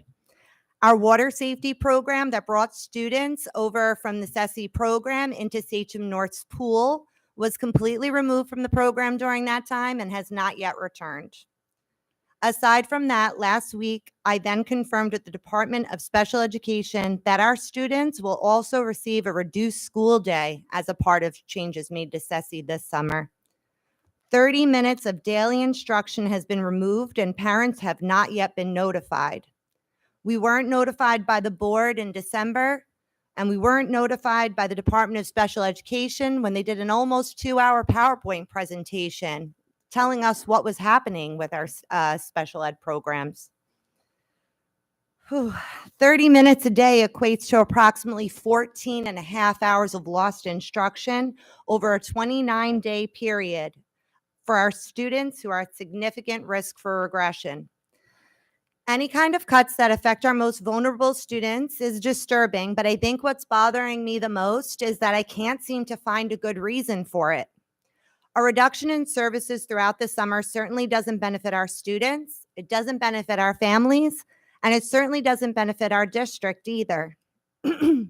Because if we're looking at the bottom line here, I'd like to remind the board that reducing regression sets our kids up for success. And if they're successful throughout the school year and we pour everything we have into them and they become successful, regression no longer happens. And then these students don't need to be participants in the extended school year program anymore. Hosting a summer program that fully provides continuity between June and September is an amazing way to help our students succeed. And successful students require less support from our districts. And in the long run, in our budget, students who need less support, they use less district funds. Sachem has now unfortunately cut a program that 3 months ago they assured us was not going to be cut. 30 minutes may seem so insignificant, but to our kids who are struggling to maintain, it's huge. There's an old saying that if you give someone an inch, they're bound to take a mile. And quite frankly, I'm scared that if we give you 30 minutes quietly this summer, you might take an hour next summer, or perhaps chop it down to a half day the year after. I'm asking the board to reconsider taking from our students because we know they need just a little bit more. Thank you so much for your time. I appreciate it. Thank you, Ms. Herbst. Thank you.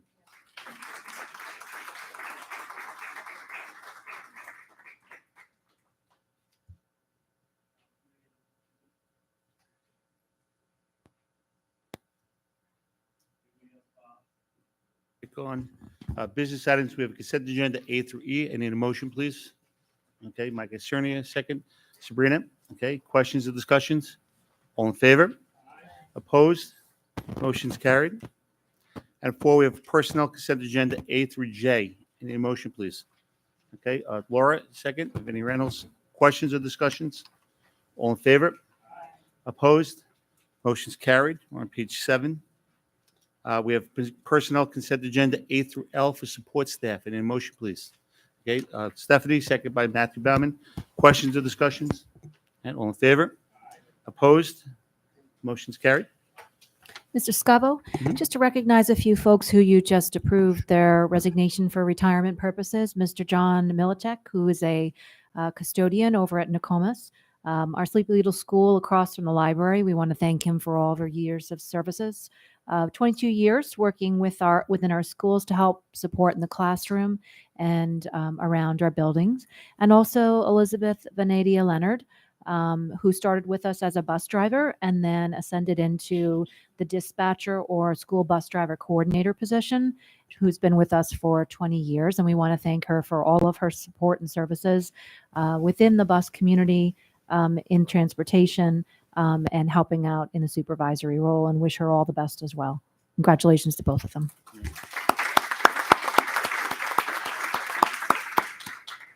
Okay, we have item 6, personnel agenda. 6A for administrators. Any motion, please? Mr. Reynolds, second. Matthew Bauman, questions or discussions? We could vote now.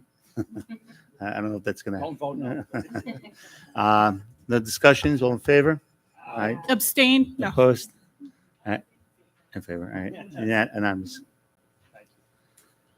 Item 7, contracts. We have consent agenda A through F. I need a motion, please. Vinnie, second. Mike Isernia. Questions or discussions?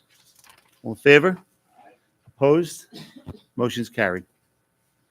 Item 8, brings us to field trips. We have a consent agenda A through B. I need a motion, please.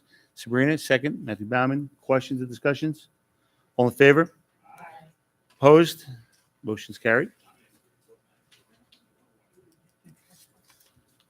Okay, item 9, it's donations. I need a motion, please. All right, Stephanie, second. Okay, Mike Isernia. Questions or discussions? All in favor? Opposed? Motion's carried. And this is a chessboard that was donated by a Eagle Scout to Sachem East. And it's a life-size pieces, and that's going to be out there permanently. So we can get a letter out to that young man thanking him for his donation. Be great.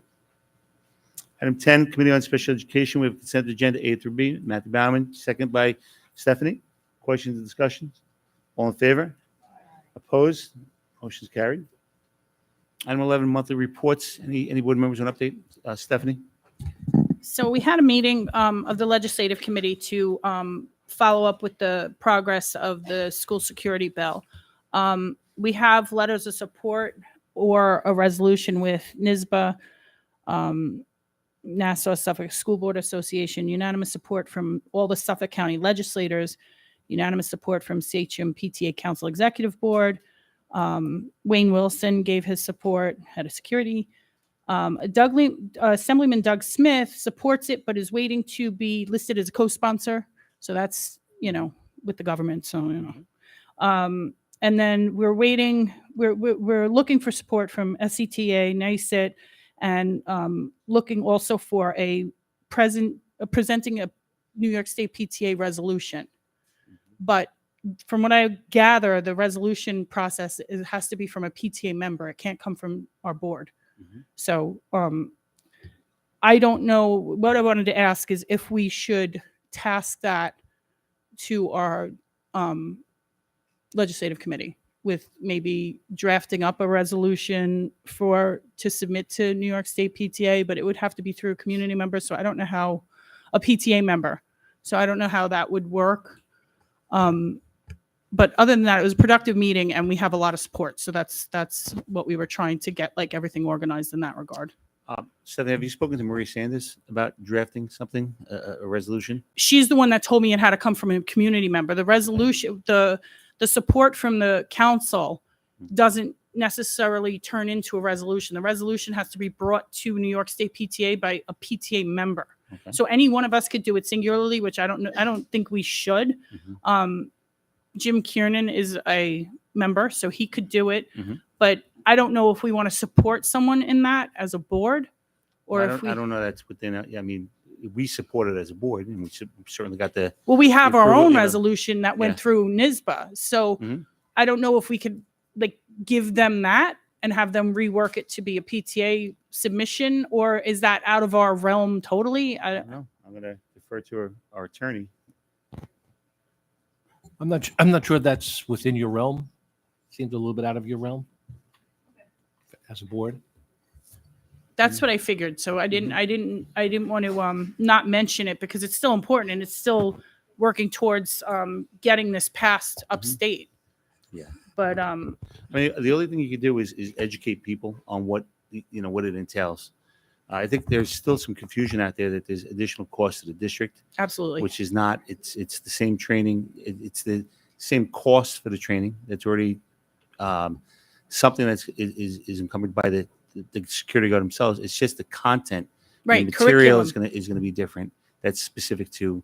And I think that there's that big misnomer out there. And talking to some some groups, you hear that word unfunded mandate, and that's the first thing that pops in the head. Is this going to be another unfunded mandate? That I think we're scarred by that term.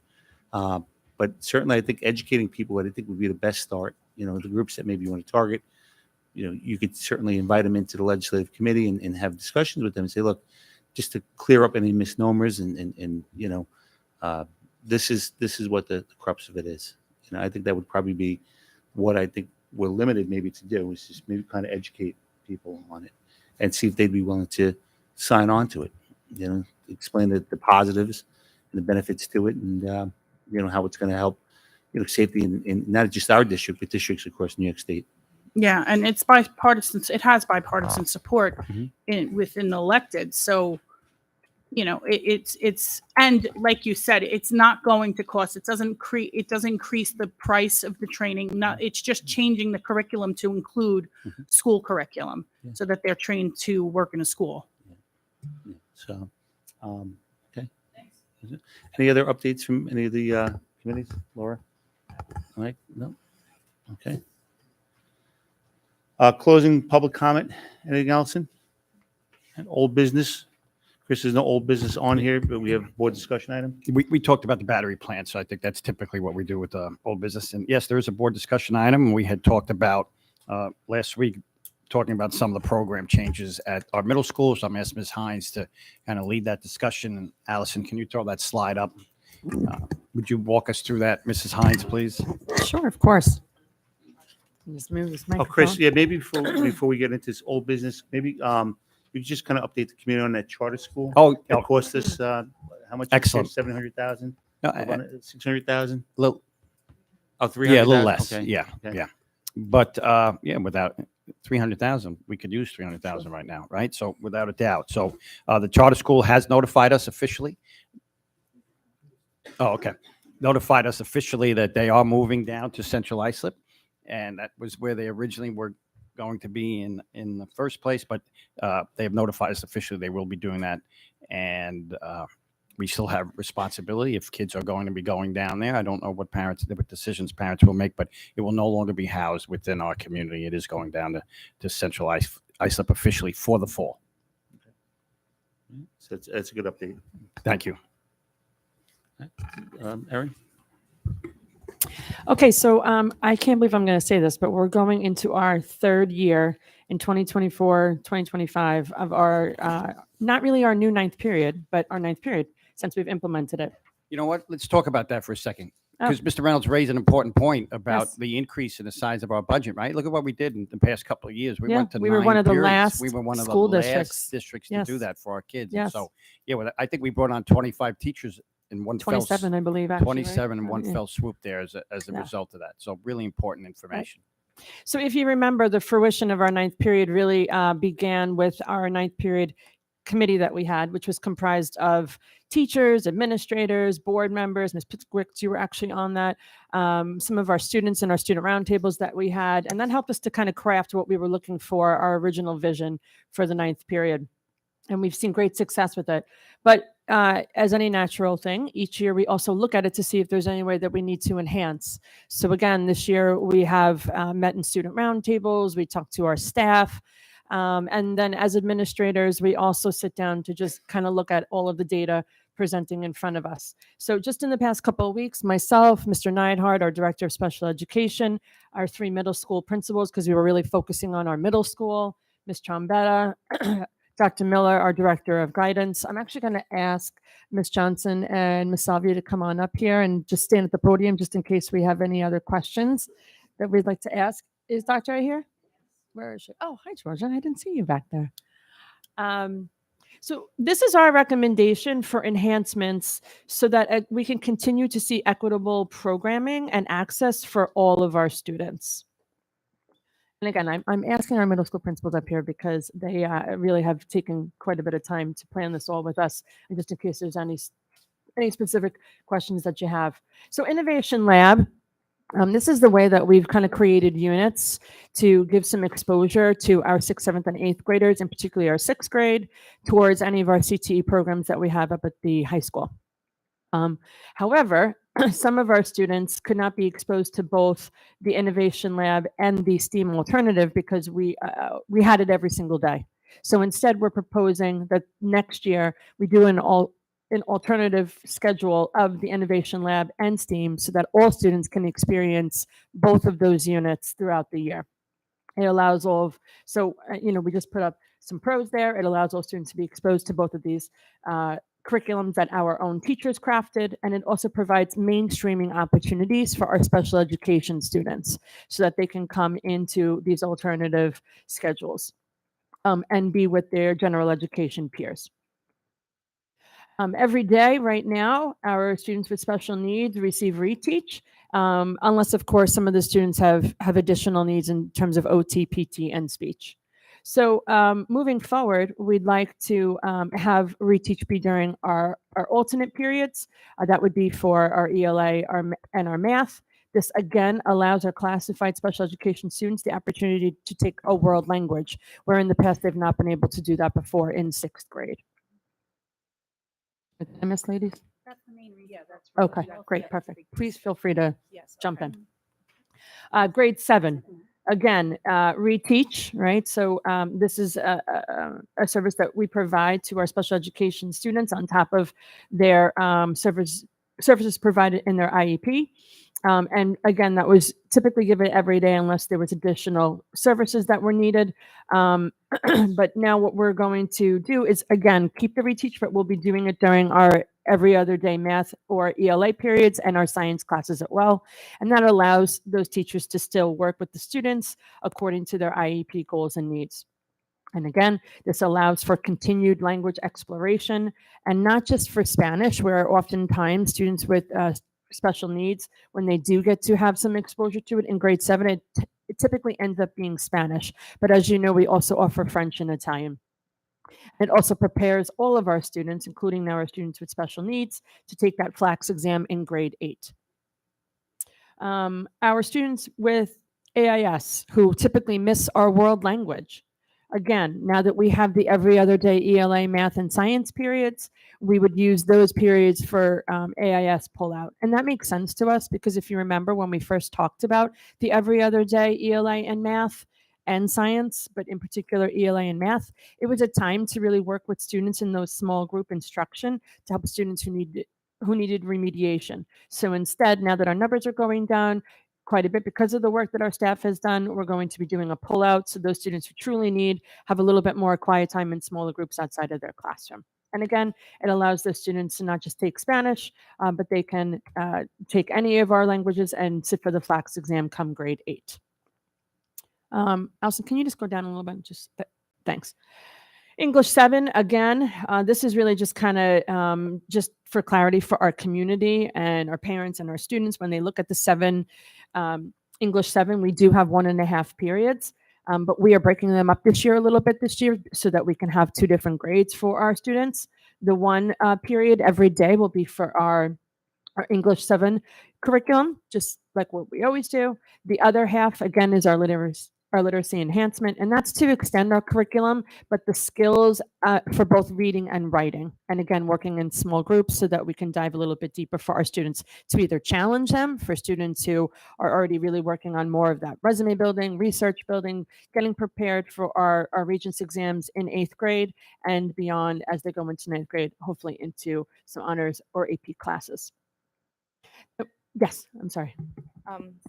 So this year next year for 7th grade, that half period is now going to be a separate class that's getting graded. So Yes, they're getting correct. graded for the regular Well, it's our ELA? proposal. Yes. Okay. I just lost my second. Are they gonna have the same teacher for that class? They will not have the same could. teacher. Oh, they could. They could, but They there's could. a chance that they Right. might not. Okay. They could. And they're not backpack. And we did that on purpose because we didn't want, a lot of the feedback that we got from our students was that sometimes if it was back to back, it was just a little bit too long. And especially if I'm a student that might struggle, just to have that break and to also make sure that the teachers, really found value in here's my English period, here's the other period where we're a little bit refreshed and we can do some small group, etc. The other question is there has been some talk of not having honors next year. So is that going to happen? And then if we are still going to have honors, that enhancement half period, is that going to be where honor students would be in the enhancement together, and then the Regents level students would be, and so on and so forth? So we were not going to broach the subject of honors today in terms of the English and the social studies side. We were really talking a little bit more tonight about science, where we're already seeing kind of lending itself much like what we do with our math acceleration for science acceleration, because those students are going into what would be considered an accelerated honors class in 8th grade. So You're I'll looking just at be me. clear on that. Meaning it wasn't a part of the proposal tonight. Yeah, there was a proposal brought up to us that the principals supported, and certainly I supported, in terms of looking at an honors for all opportunity for our students, where all students would receive an honors type of rigorous curriculum. Many feel that the kids are able to do that it would support all of our students at the same time with rigorous curriculum. We did, however, decide that we were going to table that at this point in time, given some of the other changes that we're facing, some of the challenges that we're facing in terms of fiscally, as well as in terms of making other tracks and things like that. So we are going to stay the course with what we have right now. In terms of the honors, we are going to add an accelerated course in 7th grade for science, however, for students who will be taking the 8th grade earth science course. So we'd be adding, not taking anything away. So for clarification, we're going to continue to have 7th grade and then a 7th grade honors for both English and math next year. Yes, sir. And it's because English and social studies. Yeah, and there's going to be that. And we're additional adding in science. Okay. Just a question I have about the AAS. Mhm. Okay. I'm a little confused. We went to 1.5, additional math class and additional science, Mhm. so that we could help students, stay on pace and help them understand the theory and philosophy behind math and some of the English things they do. Pulling them out, okay, for AIS, wouldn't that create a larger learning gap? Okay, whereas now the kids that remain in that classroom are going to continue to work with that teacher on those same concepts. We're going to pull that kid out and we're going to give him possibly a different teacher. Okay, and wouldn't that create a larger gap? I know that in my own program, when I have kids that get pulled out of my class to go to a resource room to learn the same thing that we're teaching, they benefit greater from being in my classroom versus being out and learning, my particular subject area that I teach through a teacher that doesn't really teach that particular area. Right.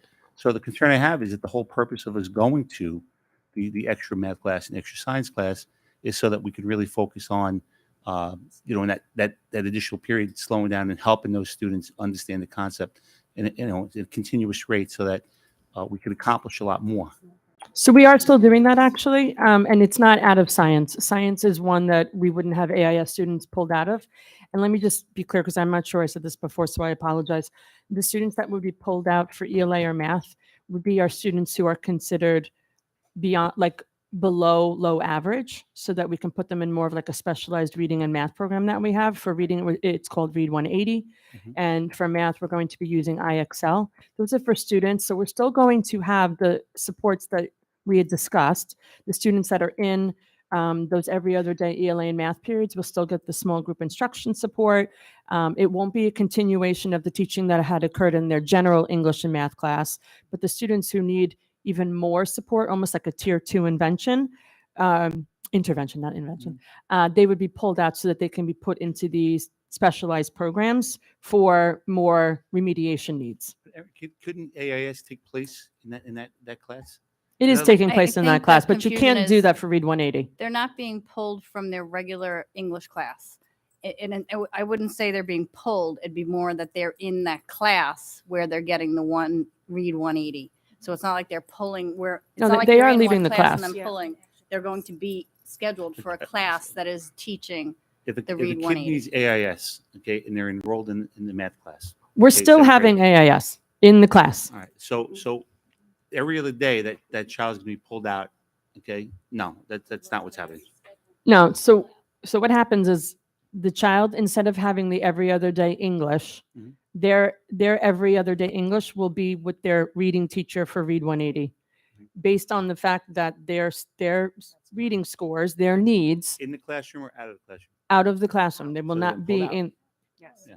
but that won't be their class. They won't be scheduled into that original class. Getting a They won't different get it. class, not being Right. pulled from anything. And I know that sounds a little unorthodox, but if you think about it from an elementary teaching standpoint, I have various different guided reading small groups, right? And so some of the students might have to leave my room if they get Wilson, or if they go to like a specialized Read 180 program, where I can't teach that while I'm teaching other small group reading instruction in my classroom. And so what we've done is actually enhance that reading support for those students, because it would not be fair for them to not be in a more specialized program given their needs, because their gap is so much wider than the other students that are sitting in that class. I guess my concern is that. And they would- could always they move would be back, falling let's say, behind for- in the subjects that they're coming out of. Yeah, but they're not, there's no continuation of teaching, because it's during that second period when we were doing remediation and or challenging students on their own independent reading level. Ladies, can you offer a little clarity maybe? Yeah, it's an independent course. It doesn't tie in. That's why we separated it from and it has two from the different grades. general, So we from the English class. So it's Yeah. separate, and those students wouldn't get scheduled for that that half a period. They would get scheduled for AIS. So it's not like they would get in and then have to leave. They would just get scheduled for AIS. No different than what we do now. Those students get AIS, but this year they're missing the world language piece. And they wouldn't know they're getting pulled because they're not Right. being pulled. They're They were scheduled never in. So there. Yeah, for it's a that second misnomer to every other say day they'd be- class, They would never you there. go to one class, I go to a different class. So So, what- that's part of my program. What is the other class doing? Is Rob? What's Rob asking? So They're if I'm doing going the to all same this thing, but instruction- they're doing it with the teacher that's in that period with them, More because they're level. going into a more concise reading program for their needs. They're not missing any continuation of curriculum or anything along those lines. And maybe the fact that we're calling it AIS, everyone is getting that AIS support. But these particular students who are with more dire needs are going to a more specialized program for reading. Or for math, let's say, for example. Right. You want to do eighth grade? Yeah. Oh, so I Laura. just want to make sure, because I see faces that I just want to make. So I think where the misunderstanding is coming in, I get it, because I had a son who was in Wilson reading. So when his class did reading, Michael was in a separate class that did Wilson reading. So I get it. But what I think, I don't even have kids in school. My kids are out of school like a million years already. But the feedback I'm getting from parents, even before this is happening, is that the honors program has been, I'll use the word gutted, that AIS has been gutted, that all reteach periods are gone. And I'm like, that really doesn't sound like what's happening. But that is the feedback that I'm getting from parents who are not understanding this. So I think there has to be, again, this is communication, but I don't know where the parents are hearing that the reteach is all gutted, that kids are, no longer getting AIS services and nobody's going to be in honors anymore. Like all those things have all circled around before we even got a presentation on the board. And I, due to health issues, was out, but I was watching every board meeting. So I said, unless I totally missed something because I was, sick and not paying attention and didn't understand, I don't think that anybody should panic until we have a presentation on what's actually happening. So I think if it can be explained that they're not going into a class, getting pulled out, missing learning instruction, that they're scheduled for a different class during that time that will better suit the needs of how they need to learn, would be a better way to say it versus a pullout. Right. So in the elementary schools, for any of our parents who are now in middle school, you might remember that we had flex times. So those are periods during the day when students could be pulled out for different services. And 9 times out of 10, the classroom teachers were doing small group instruction for either reading or math, so that there was no continuation of new curriculum. This is a very same premise, but for middle school. And that's something that we're pretty proud of because most middle schools don't offer that. We're just trying to refine it so that while the students are getting the services that they need, all students, they're still not missing things like, our innovation lab, our our language classes, things along those lines. But Mr. Scavo, are you okay with understanding? Okay. I consider myself pretty intelligent. I've been a teacher for 31 years. If a kid's being rescheduled for another class, then they're not getting that extra half a period of that class. That is their other half. That is there. But it might Instead not of- be. It might not be in math. It might be in something else.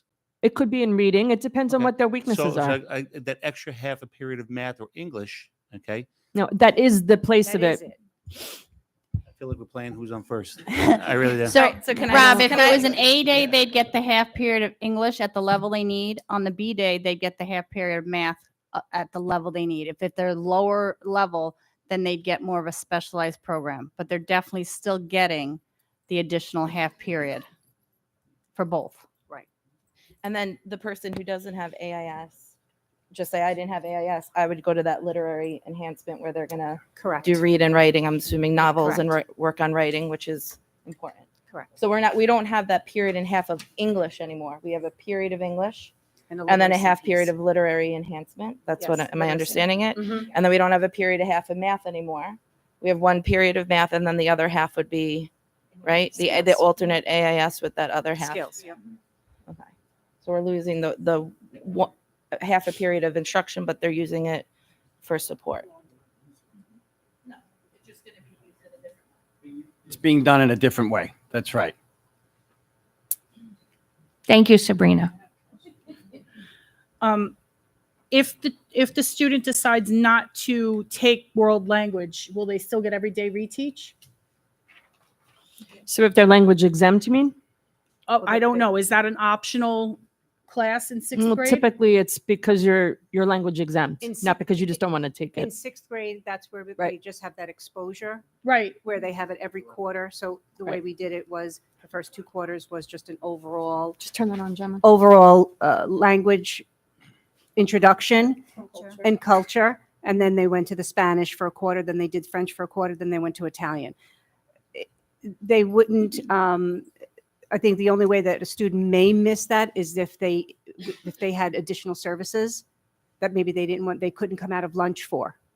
What if they felt, what if they're, and I don't know if this would be designated in the IEP, but they would benefit more from the everyday reteach that they have, and they have to be language exempt not to take this class? We don't language exempt students until 8th grade. Right. Right. So, but that's what I'm asking. If they didn't want to be in world language, could they get everyday reteach? Yeah, we would have to look at Yeah. each individual program, which we do now for students. Okay. And then that would be the same thing in 7th grade. Mhm. If they didn't want to, well, you're not language exempt until 8th, but if they needed more support in other areas. We hand schedule some- students who need more supports than, yeah. So we're not taking away the reteach, because that was something that I got.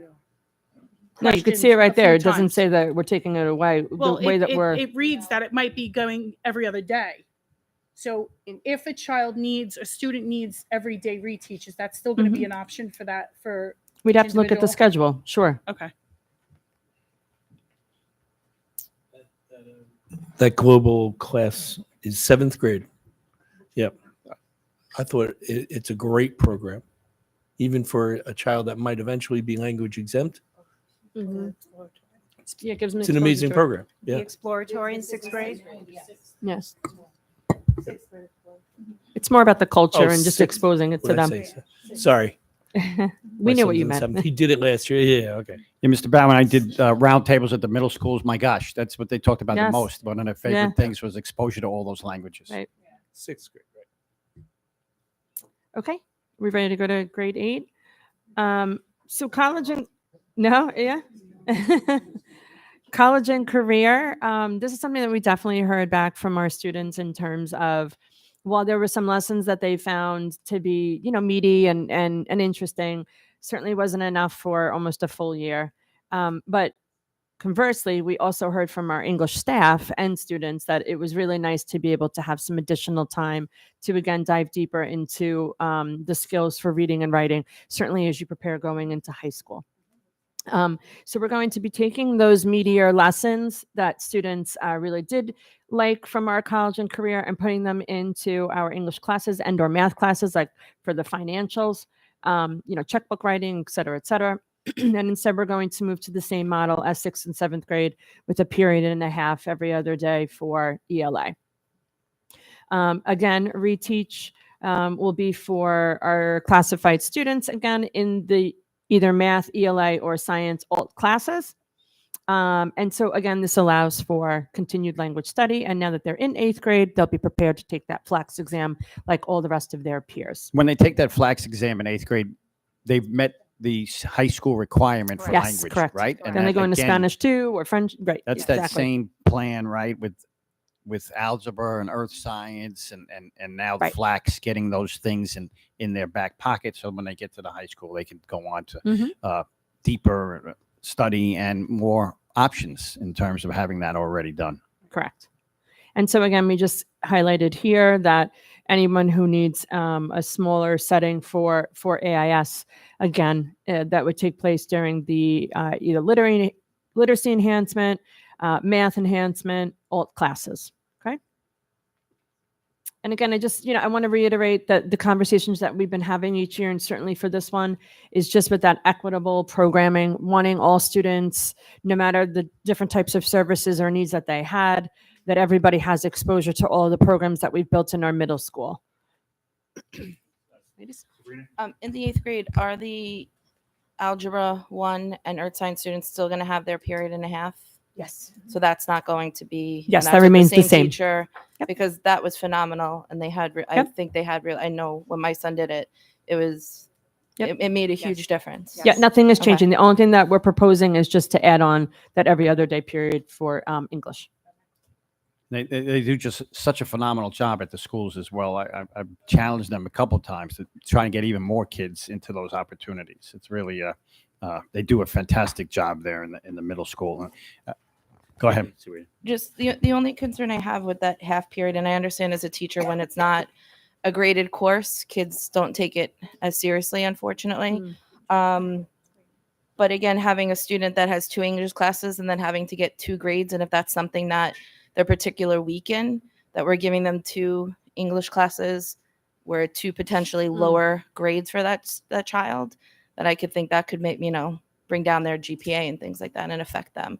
So that's just my thoughts with having that second class graded, where it used to be just 1 English class, so 1 grade. So if they had an 80 in English, but they were 90 everywhere else, now they might have an 80 and a 70 something kind of getting worked into their average. So that was just a concern of mine, hearing that now half period is going to be another graded class for them. So we were kind of looking at it as a strength to almost add to that grade, because that that period and a half really should be at their own instructional independent level. So you're hoping that they meet with more success. Whereas in the English curriculum or the math curriculum or the science curriculum, it's challenging. I mean, anyone will tell you right now, we'd probably have a hard time passing a lot of those tests. We are in the middle school right now, Sabrina, right? So, but we were hoping that it actually gives a little bit more credit for their overall average. But definitely a concern. We're going to talk to the staff anyway to just make sure we're all mindful that this second period isn't to bang a kid for a grade. It's to really enhance and allow them to have more success at their level. Any other questions? Just one question, Erin. When we, obviously, this is not something that's just thrown together. It's something Sure, that's correct. thought out. And do we bring all of our teachers to the table, our administrators, before, and talk about and get input from all of our folks before we go ahead and make this decision? Is that Yeah, something so our principals and obviously my office, we met with our chairs, teachers. Again, we took also our feedback from our student roundtables, which we just completed in our middle schools. So, I would say that we definitely have a robust amount of information. You remember last year we had quite a few chairs come up and talk about the way that they liked the other second period. The English period really came out of our English chairs wanting to have that every other day as well, because they wanted to have more time with the students. So I feel pretty confident that we got a lot of feedback. I don't know, principals, if you want to share a little bit more. For an extra period. What, For Lisa? Sorry, for 8th grade, they asked for the extra period and a half. But 6 and 7, I mean, all of the, so the teachers, you could say openly that they're in favor of this plan and they feel that it's going to benefit all of the kids. Yeah, I mean, I feel confident that we've heard, feedback from as many staff members, students, as we can. I think once we get the blessing on this, right, then this would be our next stop would be to share officially again with our chairs, share with all the staff members. Parents would obviously be notified because they would see changes in the schedule, et cetera. All right. Ladies, thank you so much. Our 3 middle school principals do an amazing job. We have 3 great buildings, and want to thank you for being here tonight and the work that went into this. Thank you very much. Thank you. Thanks. Thanks. Oh, ladies, look, I did it again. Can we do some type of, through PTA or some means by which to talk with parents to give them some clarity around some of these changes, right? The counselors also meet with parents when they do the scheduling for Fantastic. the following year, so they have that opportunity to do And that. that's forthcoming, right? So Oh, they'll yeah, have that yes, opportunity. absolutely. Fantastic. Thank Okay, you. thanks. Brings us to future discussion items. Any future discussion items? No? Okay. Next meeting is scheduled for March 20th, 2024 here in the Board of Education room. Oh, Alex?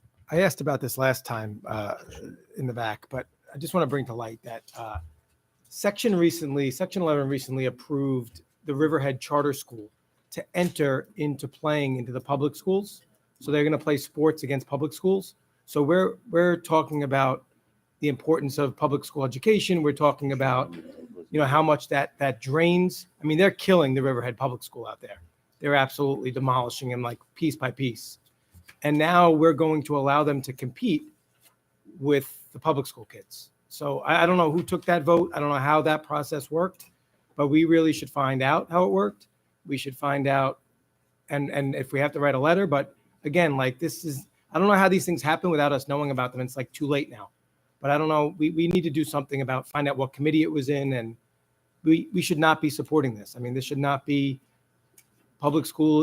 That group is just killing every bit of us. So the more they pop up, I don't So just Alex, you're looking for more information? yeah, more information, what the process was, and Is it possible to get that information as to, if there was a discussion or, how the vote went? Yep, I'll find out. I'll have Gary and Phil research it as well, because I believe it was part of their conference meeting. But I'll find Before- out more. Okay, thank you. Any other future discussion items?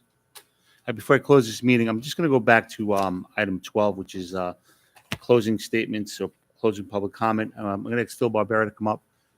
He'd asked to speak to the board about budget.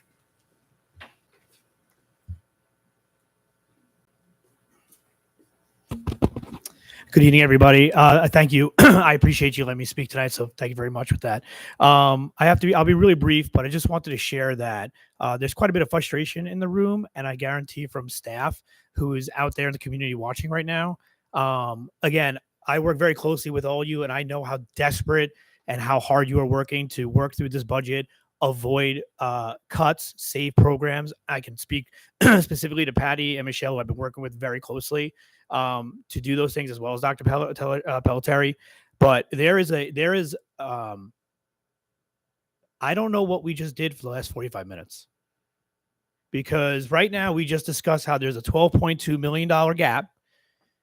60 teachers potentially will be losing their jobs. That's our students' teachers, their coaches, the club advisors, and that 60 teachers does not add up to $12.2 million. And we have 2 more budget meetings that Ms. Saraka shared. Only 2 more budget meetings that you're going to share all of this information and potential cuts with the community, as well as your employees. I have to share that I'm extremely disappointed a little bit, because right now the community deserves to know, and the staff deserves to know, much deeper detail. And I know that it's extremely hard for you to make those decisions because you're trying. And I will speak to everybody in this room and out there watching. I know how hard you are working to save every possible benefit to the kids and save every employee of the district. But I do not feel the urgency, and I have to speak to Sabrina, who brought this up at the, I believe, the last board meeting, and to my colleague in the back, who's also a resident here. Where is the urgency? Because he said it, and I've shared it.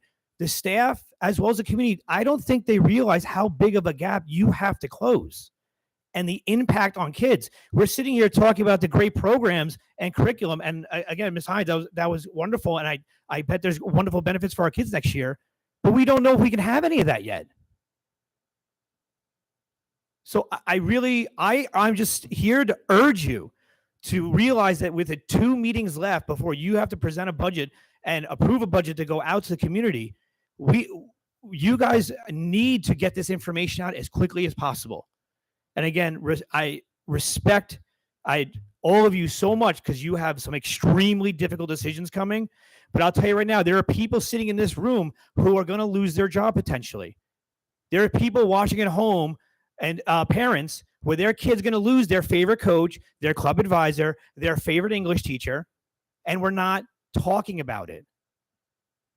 So thank you very much for the time. I appreciate it. As the president of the SCTA, I look forward to working with you and doing everything we can, because I will echo what Dr. Pelletieri said. We have built something beautiful here. And if we do not wake up and work on it now, we are going to lose it. Thank you.